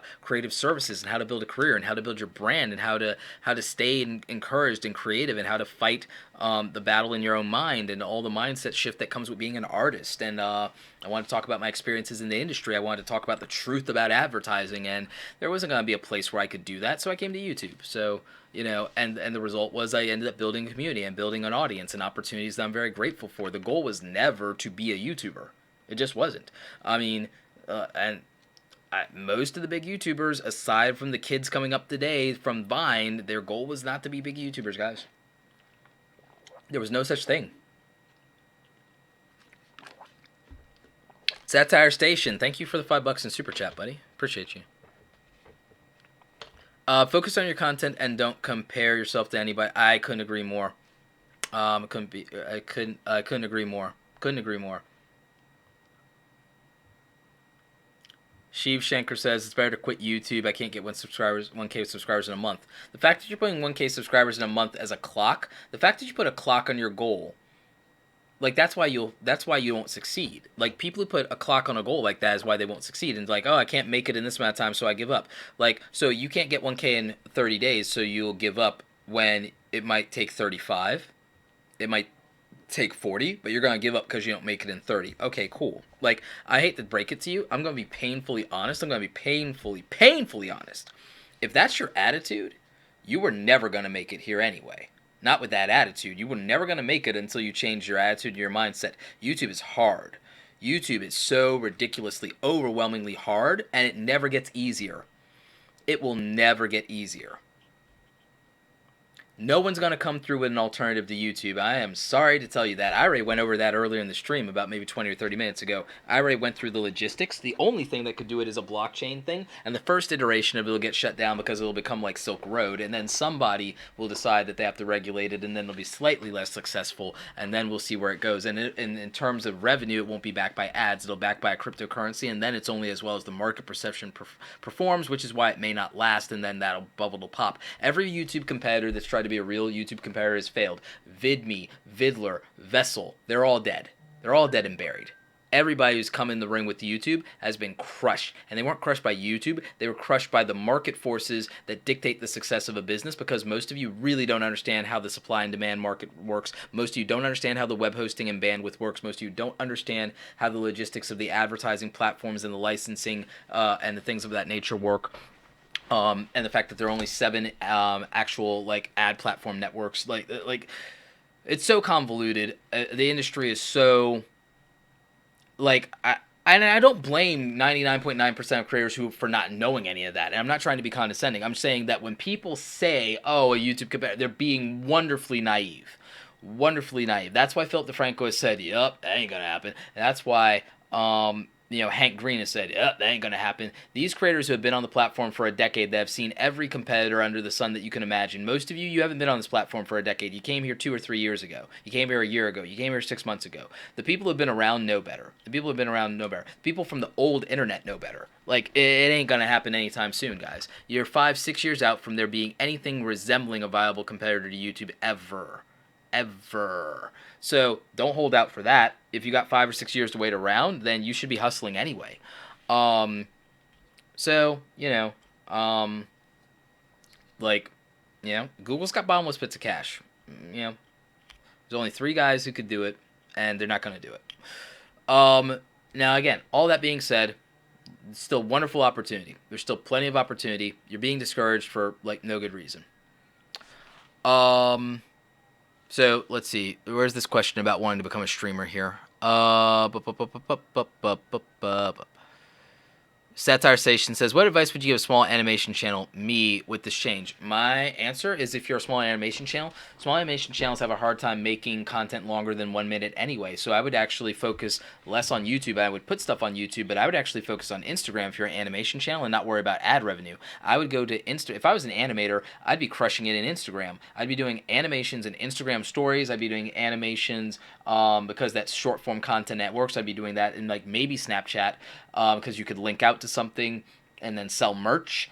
So I'd be doing that. I'd be trying to get to 10K followers in Instagram if I was an animator, and then I would use the swipe up and I'd sell my merch and I'd sell my posters and I'd sell my artwork and I'd make real money and I wouldn't worry about ads. I'd do transactions because I can control that, and then I'd have my link in my bio that sells my stuff, which means every single view is a potential sale, and that's what really matters, is not fandom and not subscriber counts and follower counts. If I were an animator, I would make YouTube an archive of my content, use it like Netflix, but I would be focused almost entirely on Instagram as my priority every minute of every day, growing my Instagram, and then I'd be linking out and I'd be selling shirts and artwork and posters and merchandise and mugs. I would be like, merch.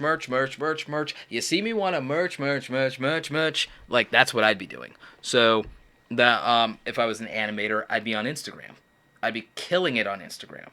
I would focus exclusively almost on Instagram, all of my energy for like 6 months until I get to like 10K followers, if it takes that long. And then I would be using YouTube as an archive for the content and the animations that I've done. And then maybe I get some AdSense. I don't know. I wouldn't even be pushing I wouldn't even push traffic from Instagram to YouTube. I'd be pushing it to that much. That's what I'd be doing. I'd be making money. But I don't have that level of talent. But that's my advice.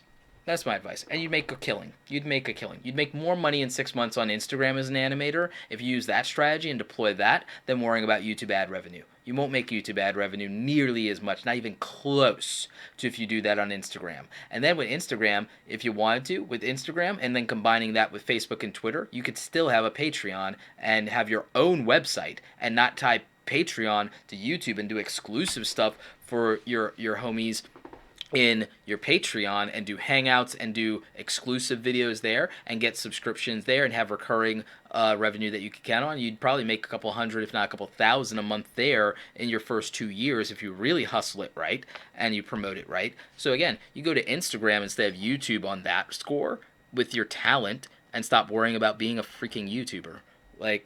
And then when you have that following, if you want to start a YouTube channel, they'll come over there. You'll get that. You'll qualify for ad revenue in no time on that. And then, sky's the limit after that if you play your cards right, because you're not beholden to a platform and you made a name for yourself. And then, again, you're selling that merch. So that's the answer to an animator. I think I already talked about that in my video on YouTube on my like best advice for animators and artists.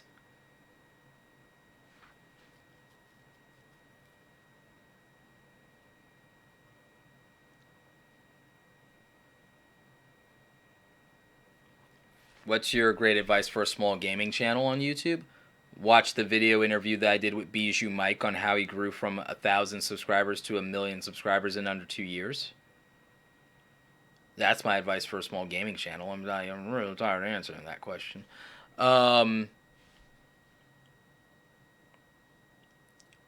Yep. Volti says, I have an art channel that shows off 80s art. Then use that Instagram strategy. Cartoons, I'm diversifying, so I want to make an anime channel on YouTube. I found it more useful to do animatic storyboards instead. Yeah, do that, but again, use my Instagram strategy.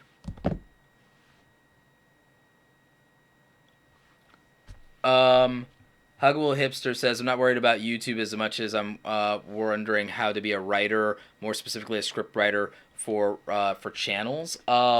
So first of all, build a website, sell that service, make a YouTube channel that talks about writing and the writing process, and also analyzes the writing content of television and films and deconstructs it. Look at things like the Nerd Writer and things of that nature, and do deconstructions on the writing and the plot holes. Like, you could probably just rip apart Star Wars and Game of Thrones and the Hobbit series and anything on television, and you could get views off of that.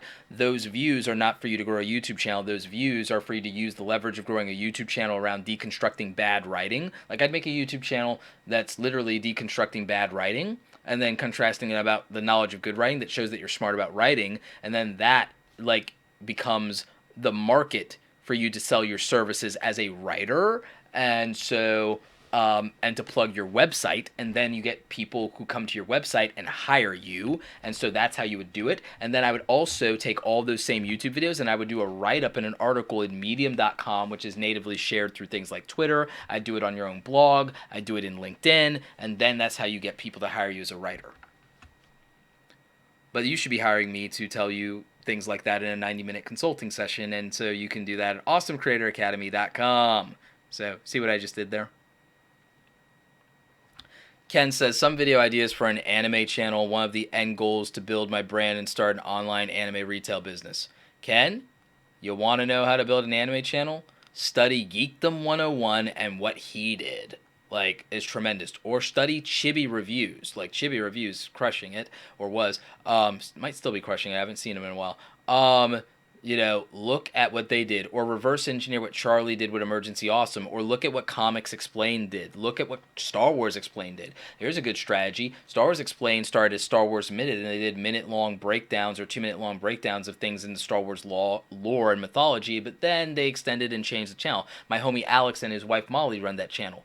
So you want to do an anime channel? You could reverse what another genre has done successfully, i.e. the comics book genre, break down what a comic book YouTube channel did successfully, apply that to the system of anime and manga, and there you go. You have a system.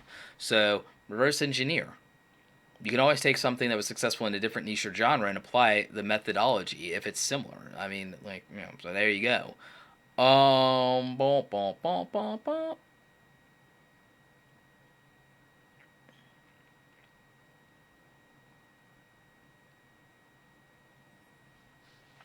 Onathox says, Roberto, how can someone grow on Twitch with their current YouTube subscribers? I don't know that they can. Like, it's hard to get people to pivot from one platform to another. It's hard. I don't have an answer for you, and I'm not afraid to say, hey, I don't have an answer for that one.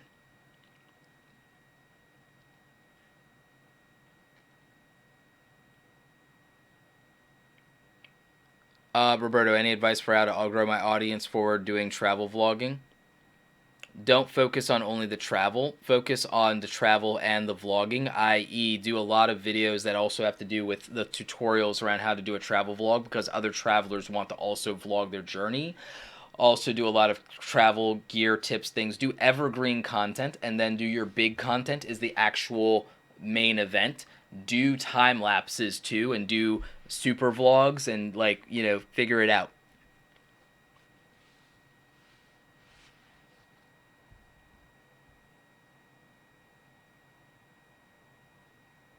Roberto, is it time to be an absolute clickbait scumbag now? No? YouTube's in crackdown mode. I would advise against that.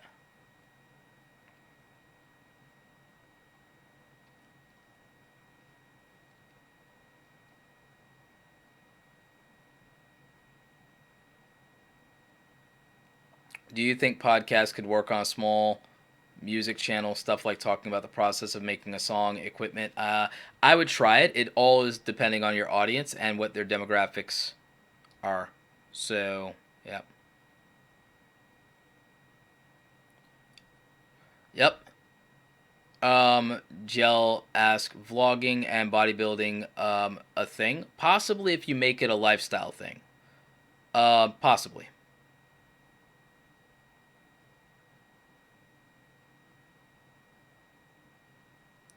Should you trademark first or register your business? Register the business first, operate the business first, trademark second, because they need to see that the business has been in operation in order to file the trademark. But you want to get that real information, go to trademark.gov.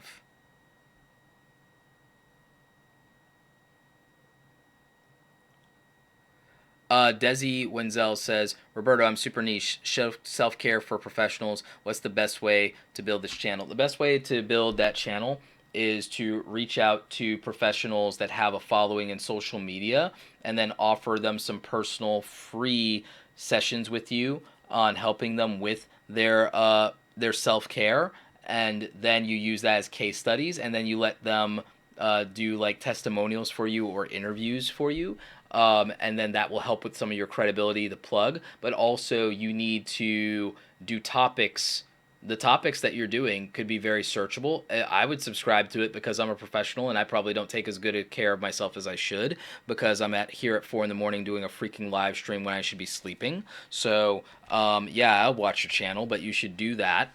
You should make content around that. You should do things that focus on the vulnerabilities and the problems and the health issues that are caused from the professional and entrepreneurship community. That would be important to a lot of us, and you should try and interview people. You should talk to people like Sonny Lenarduzzi. You should interview Gary Vaynerchuk and his thoughts on that. You should try and see if you can get an interview with Patrick Bet-David or Evan Carmichael, Pat Flynn, Kimra Luna, people like that. Like, so that's what you should do.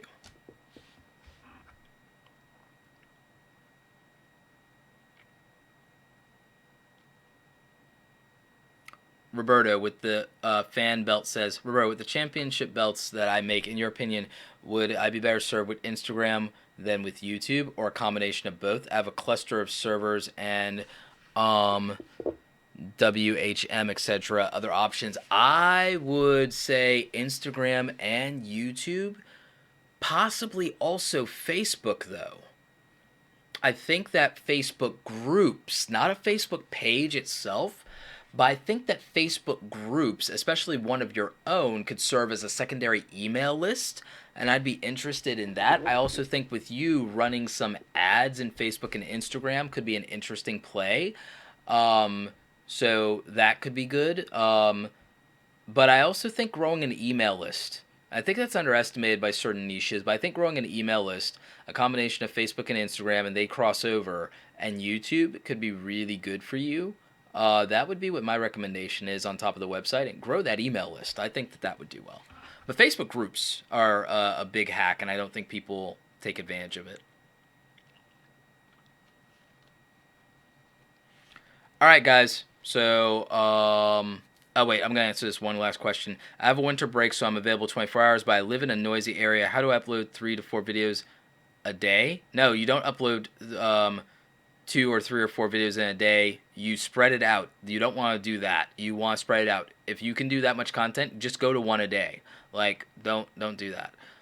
Go to one a day, batch, and do that. Yeah. Um, so yeah, that's it, guys. We're at the 2 hour mark. I'm done. I need to go to sleep. I need to go to sleep. I need to go to sleep. Um, he asks, "What if YouTube ends tomorrow? What would you move on doing with yourself in terms of work?" I already own Awesome Creator Academy. I also own Create Awesome Media. If YouTube ended tomorrow, I still have a 6-figure business.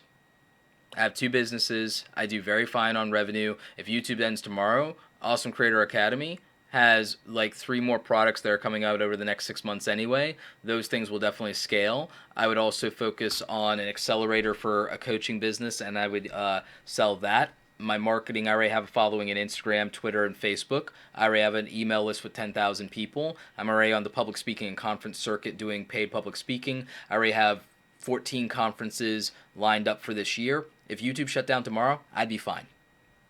I'd be fine because I'm a creative entrepreneur. I'm not a YouTuber.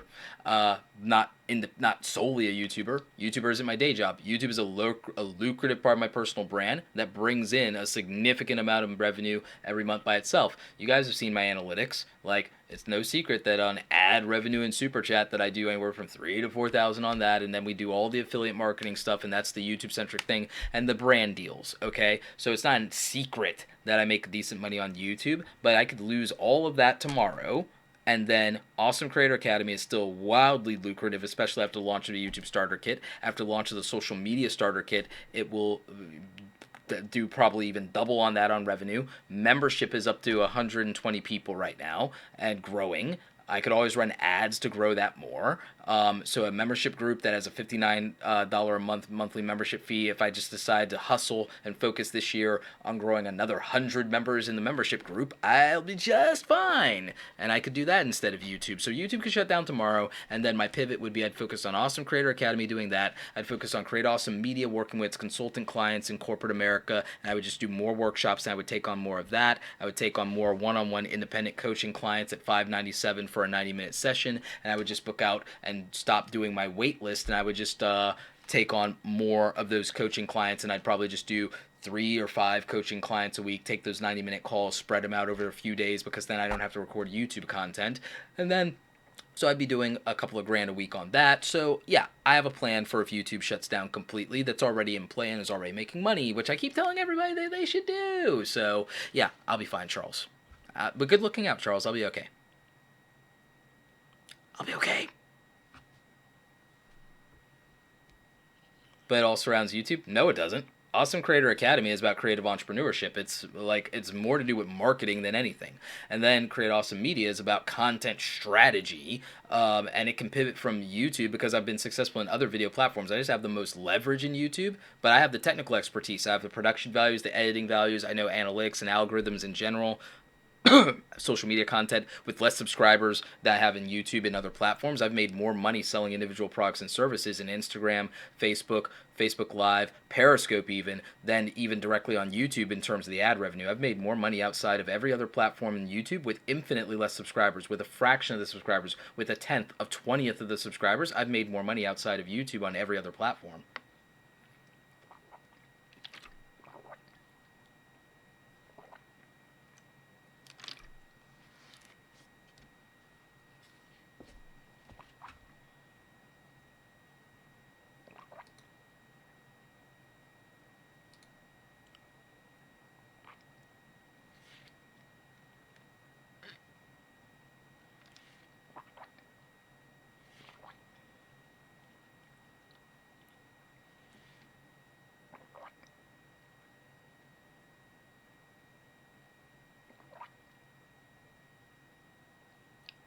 Devin asks, how do I get to be your buddy like these other guys you mentioned? Spend time with me, figure it out. Like that's a real thing. Let's see. Someone says, what's up with Lamar? What's up with Lamar? Didn't answer a super chat. I probably didn't see it, to be honest. What was the... Where is it? I don't even see it, actually. Wait, Tiffany Lamar, $5. Oh, thank you for the $5.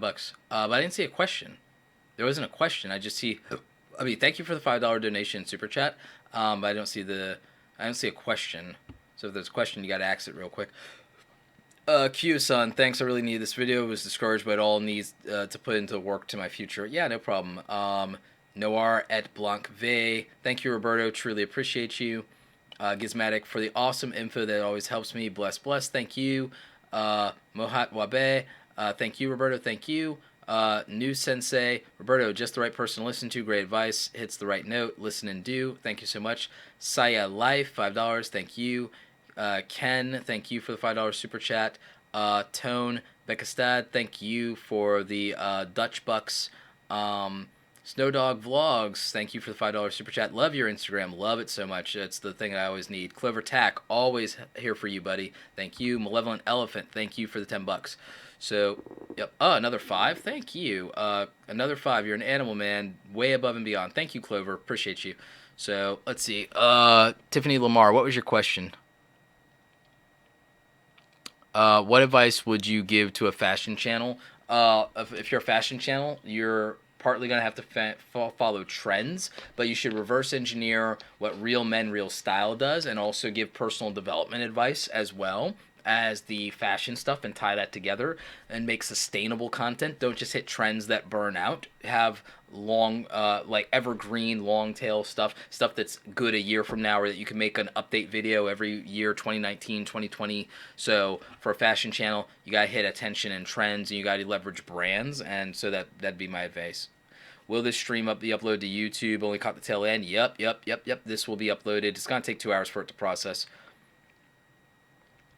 Ame Ente says, do you think a couples channel can grow without pranks? They do it with vlogs, but like the problem with couples channels is you're pitching your brand to your relationship, so that could be a problem because the relationship could end. Do you recommend blogging in conjunction with YouTube? If so, best advice? Yes. And best advice is leverage attention. I keep saying it. Sadson says, will we lose custom thumbnails if we are disqualified from the partner program? No, you will not lose custom thumbnails. You'd lose info cards and end cards, but they're about to fix that. Give them about 30 to 60 days, and they're going to move that to a different system, and so you'll get it back.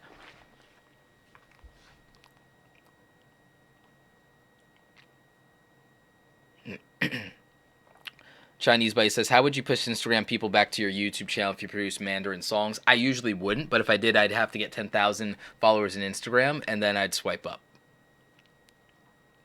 So that's the answer.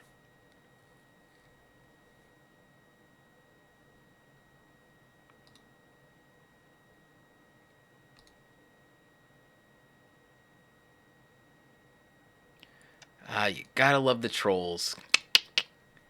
They just get banned. Like, I don't know why people bother. They know that I'm not afraid to ban them. Like, I am not afraid to ban. I am like I told you guys, this channel is a benevolent dictatorship. All comments will be censored by me if I don't like them. That's just what it is, because I don't feel like I have to put up with it. So I'll just ban. You get a ban. You get a ban. You get a ban. I don't care. I don't care. So, like, that's, so I don't know why people even bother with, like, trolling me, because I'm just gonna ban them. Length, leverage attention. Thank you for answering my question, but by this, do you mean leveraging brands all right, so leverage attention. If something has a tension around it, if something is in demand, the easiest example is, what did every small YouTuber do when the Logan Paul thing happened? Make a video with Logan Paul's name and Logan Paul in the thumbnail. That's called leveraging attention. A big YouTuber has a scandal, people put it in the thing. I'm not saying do that. I'm saying that when a new Apple Watch comes out, you make an Apple Watch video. When a new handbag comes out, maybe you make that thing. It's like, you do something of that nature, and if it has attention, it has a built-in audience, and if it's an audience that aligns with what you do, then you're taking advantage of that. Leverage attention.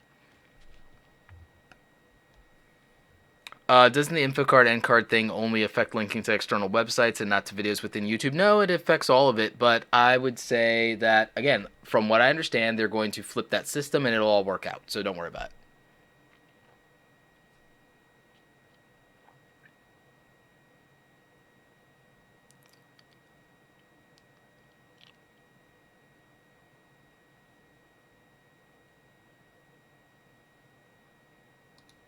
Wow, I love how these trolls just don't get it. I'll just ban you.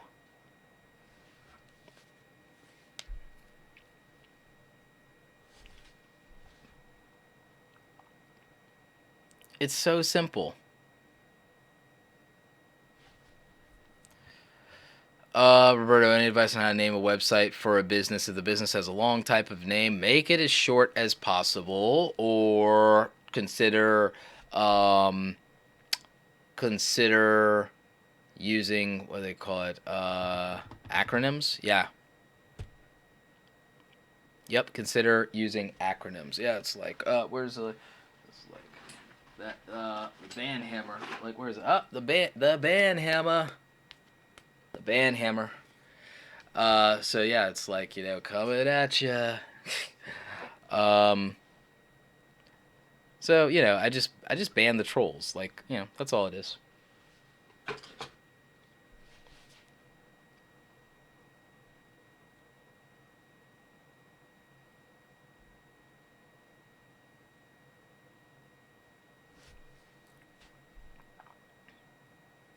Paul says, "Hey Roberto, finally I have a legitimate question. How careful should we be with sensitive language, i.e., the F word? Like, you don't really need it. If it happens to be in a thing, just do what the Paul brothers do: throw a amusing sound effect in there, and you're fine." Um, but it depends on whether you care about leveraging your brand and building your brand, and doing that more than you worry about the ad revenues, demonetization, and things of that nature. I mean, Gary Vee drops F bombs every other minute, right? The new policy will be going through. It ain't getting canceled. New policy ain't getting canceled.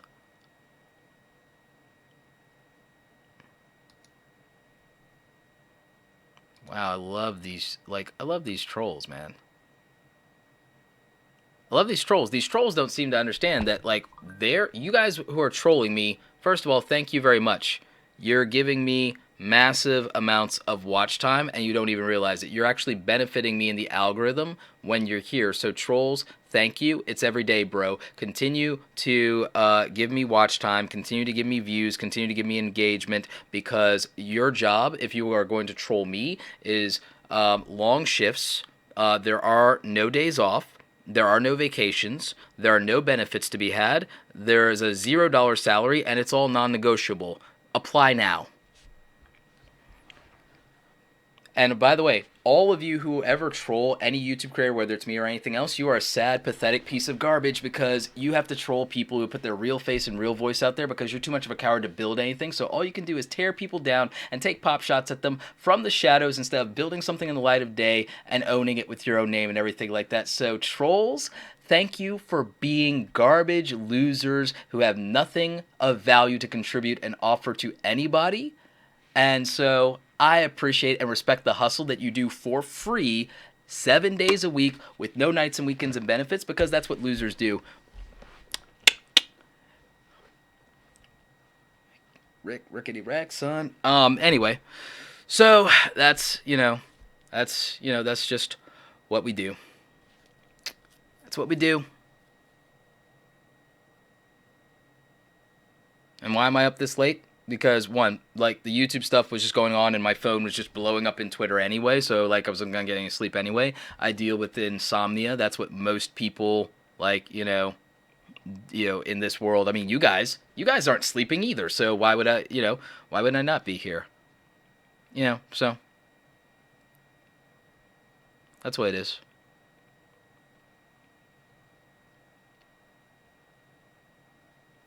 Um, Ken asks, can you make videos on things like forming an LLC, trademarking, and partnerships? No, because there are some regulations and things in that way and everything like that. So that's that thing. Talk to your tax people. Talk to a lawyer. There are people who are qualified to legally give that information. The book I recommend is the book that I used, which is Start Your Own Business 6th edition, and it's in Amazon. I would recommend that. If you just type into Amazon Start Your Own Business, and then you'll see the latest version, I think, is the 6th or 7th edition, and that's the book I used when filing my LLC. That's the book I used when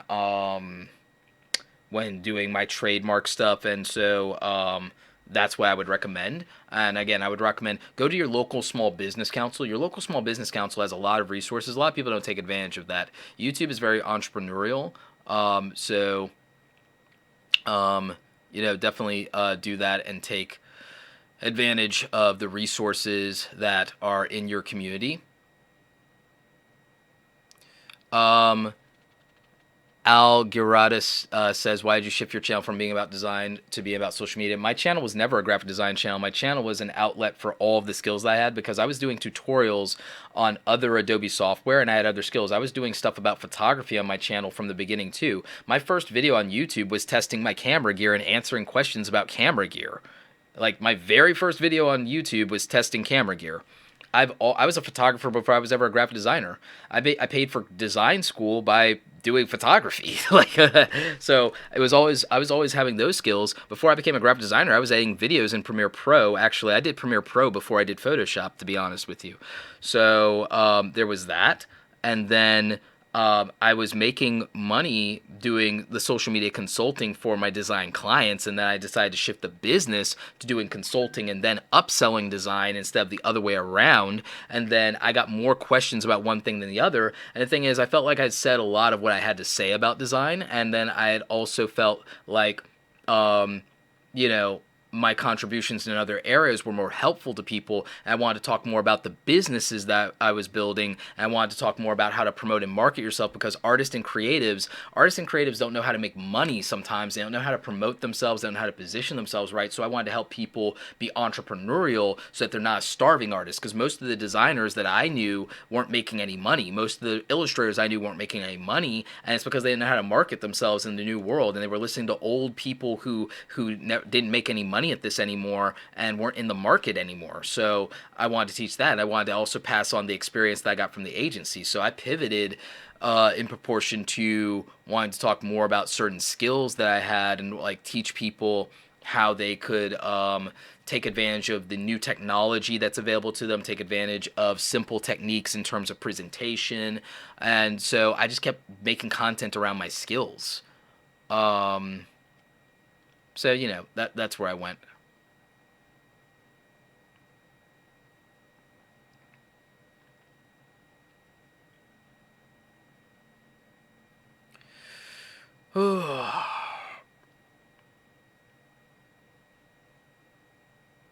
um, Alexandria, I can't get into what long tail SEO is because it's 4 in the morning now and I have to stop. But my answer is Google it. Claire Smith, yeah, I'm a troll slayer. I'm invincible. I got the yellow star to prove it. It's like, you know, I don't mind. It's like, you know, think big, do it big. Got the mushroom there, Super Mario and everything like that. Remember, people, you only have one life, so live it. So I mean, you know, those are just some of the things. I mean, trolls are a consequence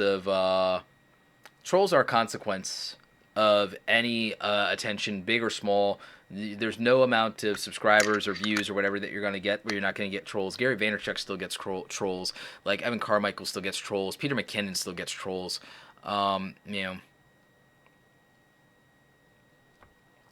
YouTube doesn't necessarily hate hashtags in descriptions, but it hates superfluous hashtags in descriptions. So I would say that. Lauren says, thanks so much for everything, Roberto, and for staying up late to answer our questions and help put our minds a bit at ease. Yeah, no problem. Does YouTube boost you on the algorithm when a video promotes a second channel? Yes, YouTube boosts you a little bit for what they call session time, which you'll never see in your analytics. But basically, the longer you keep people on YouTube, regardless whether it's on your channel or another channel, the longer you keep people on YouTube as the gateway, the first video that they watched in a cycle, that's actually beneficial to your channel. What would you say is a healthy amount of uploads a week, May? 3 to 5 uploads a week. Yep. What about hashtags and titles? It depends. If you want to leverage Twitter, hashtags and titles can be helpful.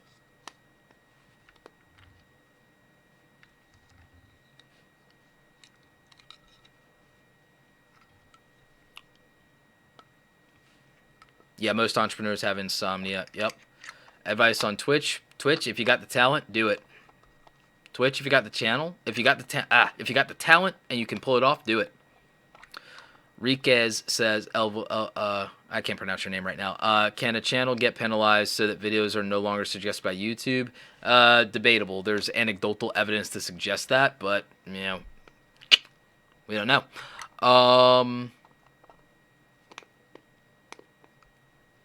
Gilden Phoenix Vlog says, I try to remember that trolls are probably kids and adults who are being bullied, abused, and take to the keyboard to offload their trauma and hate.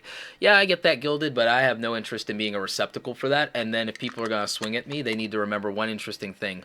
I swing back, because unlike a lot of YouTubers, I'm not afraid of quote-unquote looking bad and everything like that. I've been bullied my whole life, and I learned how to swing back. And the thing is, my version of swinging back is going to be with words. It's going to be with words, and it's like, that's a fight where a lot of people are coming to me freaking unarmed because I'll freaking bury them with the weight of my words. I'll sit there and I will take the truth and I will cut them with it in the harshest, sharpest way I possibly can, deep to the freaking bone. And I don't want to do that, but I will. So it's don't provoke me. That's the answer, because I'm a good guy until you provoke me. That's the answer to most people who are good guys. Most guys and gals who are good, you poke them, they'll Hulk out on you, and then the consequences are prolific. So again, keep good people good, and you won't live to regret it. You know, so. Paul says, hey, Roberto, how do you manage sleep habits for entrepreneurship? Regardless of what time I go to bed, I sleep 8 hours in the day, even if I have to take a nap to supplement it. So that's the answer.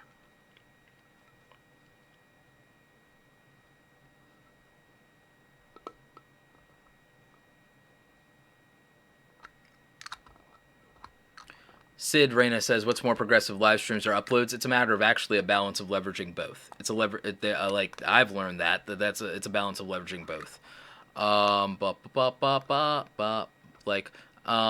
Bean draws, no, you don't. No, you don't want to bring me out of retirement. I don't want to do any diss tracks, and I'm too old for it. I'm not a Viner. I missed the boat, man.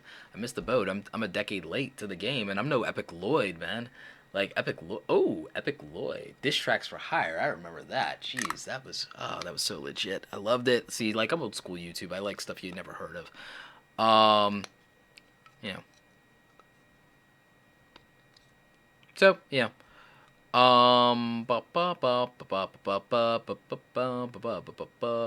Roberto, have you met Sunny Larduzzi? Yes, we did a collab on my channel. So yes, we we did a collab. Me and Sunny did that from Social Media Marketing World last year, so it is on the channel. You know who I am a big fan of? I am a big fan of from the old school. For those of you who are WWE fans, back when it was called the WWF, Jake the Snake Roberts, man. Like, that's that guy. Jake the Snake Roberts.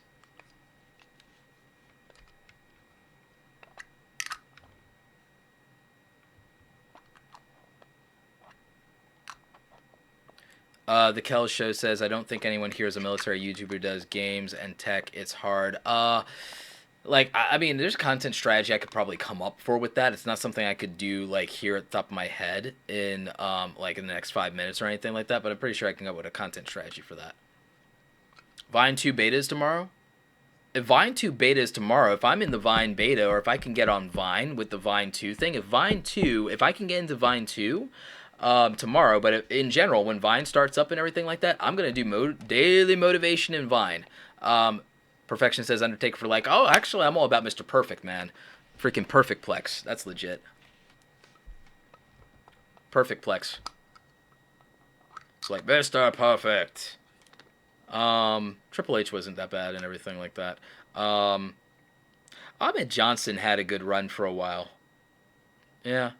Shawn Michaels actually was one of my favorites back in the day and everything like that. That and the Smoking Guns. The Smoking Guns were one of the better tag teams in the WWF back in the day.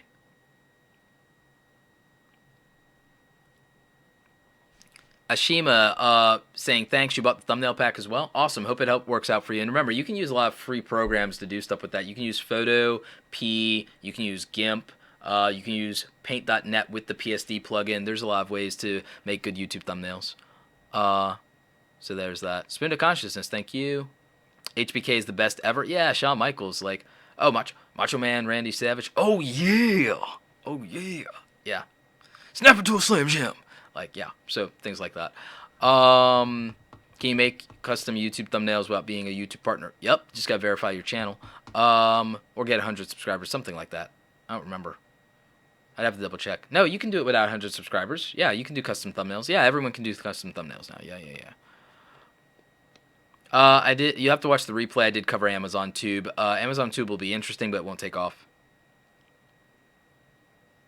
If you're 50 plus old, have you missed the boat with YouTube? Just signed up for that awesome career account. Brian Tracy is like pretty up there, dude. Like Brian Tracy has some of the best content on YouTube. He's one of the best YouTube entrepreneurs out there. Brian Tracy is well over 50 years old and he's crushing it. Grant Cardone, I think, is approaching 50. He's crushing it. Gary's 42 now. Like, at 43? I think Gary's 43 now. Yeah. So, All right, guys, that's it for me. I'm going to finish these chips and salsa. I'm going to bed. But before I go, just one more reminder. If you are trying to grow your YouTube channel, one of the most important things you can do is thumbnails. So, thumbnails. Thumbnails, thumbnails, thumbnails. Because why? Thumbnails get views. Thumbnails get clicks. Clicks are equals views. Views equal subs. Views and subs equal watch time. So thumbnails, thumbnails, thumbnails. Thumbnails are important. Thumbnails are probably the most important part for you as a small YouTuber. Besides optimization tiles and tags and knowing what your audience wants, you have to get them to be able to click. And if you want them to do that, I recommend the YouTube Starter Kit over at awesomecreatoracademy.com. Link is in the description. 50% off until the end of January, and then it's back to full price. And so, what is the YouTube Starter Kit, you ask? Well, you get 100 plus Photoshop templates, which you can edit without Photoshop. You can use free apps like photop.com, or you can use gimp.com. And there's also $50 apps like Affinity and PaintShop Pro. But you get all these YouTube thumbnails, and you can edit them and modify them however you want. YouTube channel artwork, YouTube end cards, all kinds of other goodies, and even a few little tutorials and some YouTube advice. So, awesomecreatoracademy.com, link for 50% off in the description with the discount code. So, just a little quick reminder before we close out. And remember, also, you should be doing things like that too. Make your own products. I talked about revenue. Make your own products, make your own merchandise, make your own services, and then put them out there, market them to your audience. You will make so much more money doing that than worrying about YouTube ad revenue. Put thumbnails on old vids. Oh yeah, I updated old vids, and that also I updated videos with old thumbnail art and made new thumbnail art, and it actually increased the views. So that matters. That's actually pretty important. In fact, that's actually how my largest, most successful video actually did. Old Mom New Trick says, can you make money creating custom thumbnails for other YouTubers? Yes, and that's why I say you should think about that as a service that you can offer. If you can't do a product, then you should think about a service. And so you should do a service, and that could be video editing, that could be shooting videos for other channels, that could be shooting videos for local businesses, and then you could do that, and then you could make more money probably than you would on YouTube ad revenue, to be honest, and a lot faster. So, I would say that makes sense. Redbubble and Society 6? Not either, but both. For the money you have, you don't lose the money you already have. That doesn't happen. So, again, read the article. It's linked in the description. Read the article. It's linked in the description. And, again, watch the replay. Watch the replay. So that matters. Anyway, guys, thank you so much. Resource links in the description below, including the article if you mixed it. Recap will be up in like 2 hours when YouTube processes all this, however long it takes. And so, just remember, go out there, create something awesome today. Do not be discouraged. There's still plenty of opportunity. Go out there and crush it. All right, take care, you guys.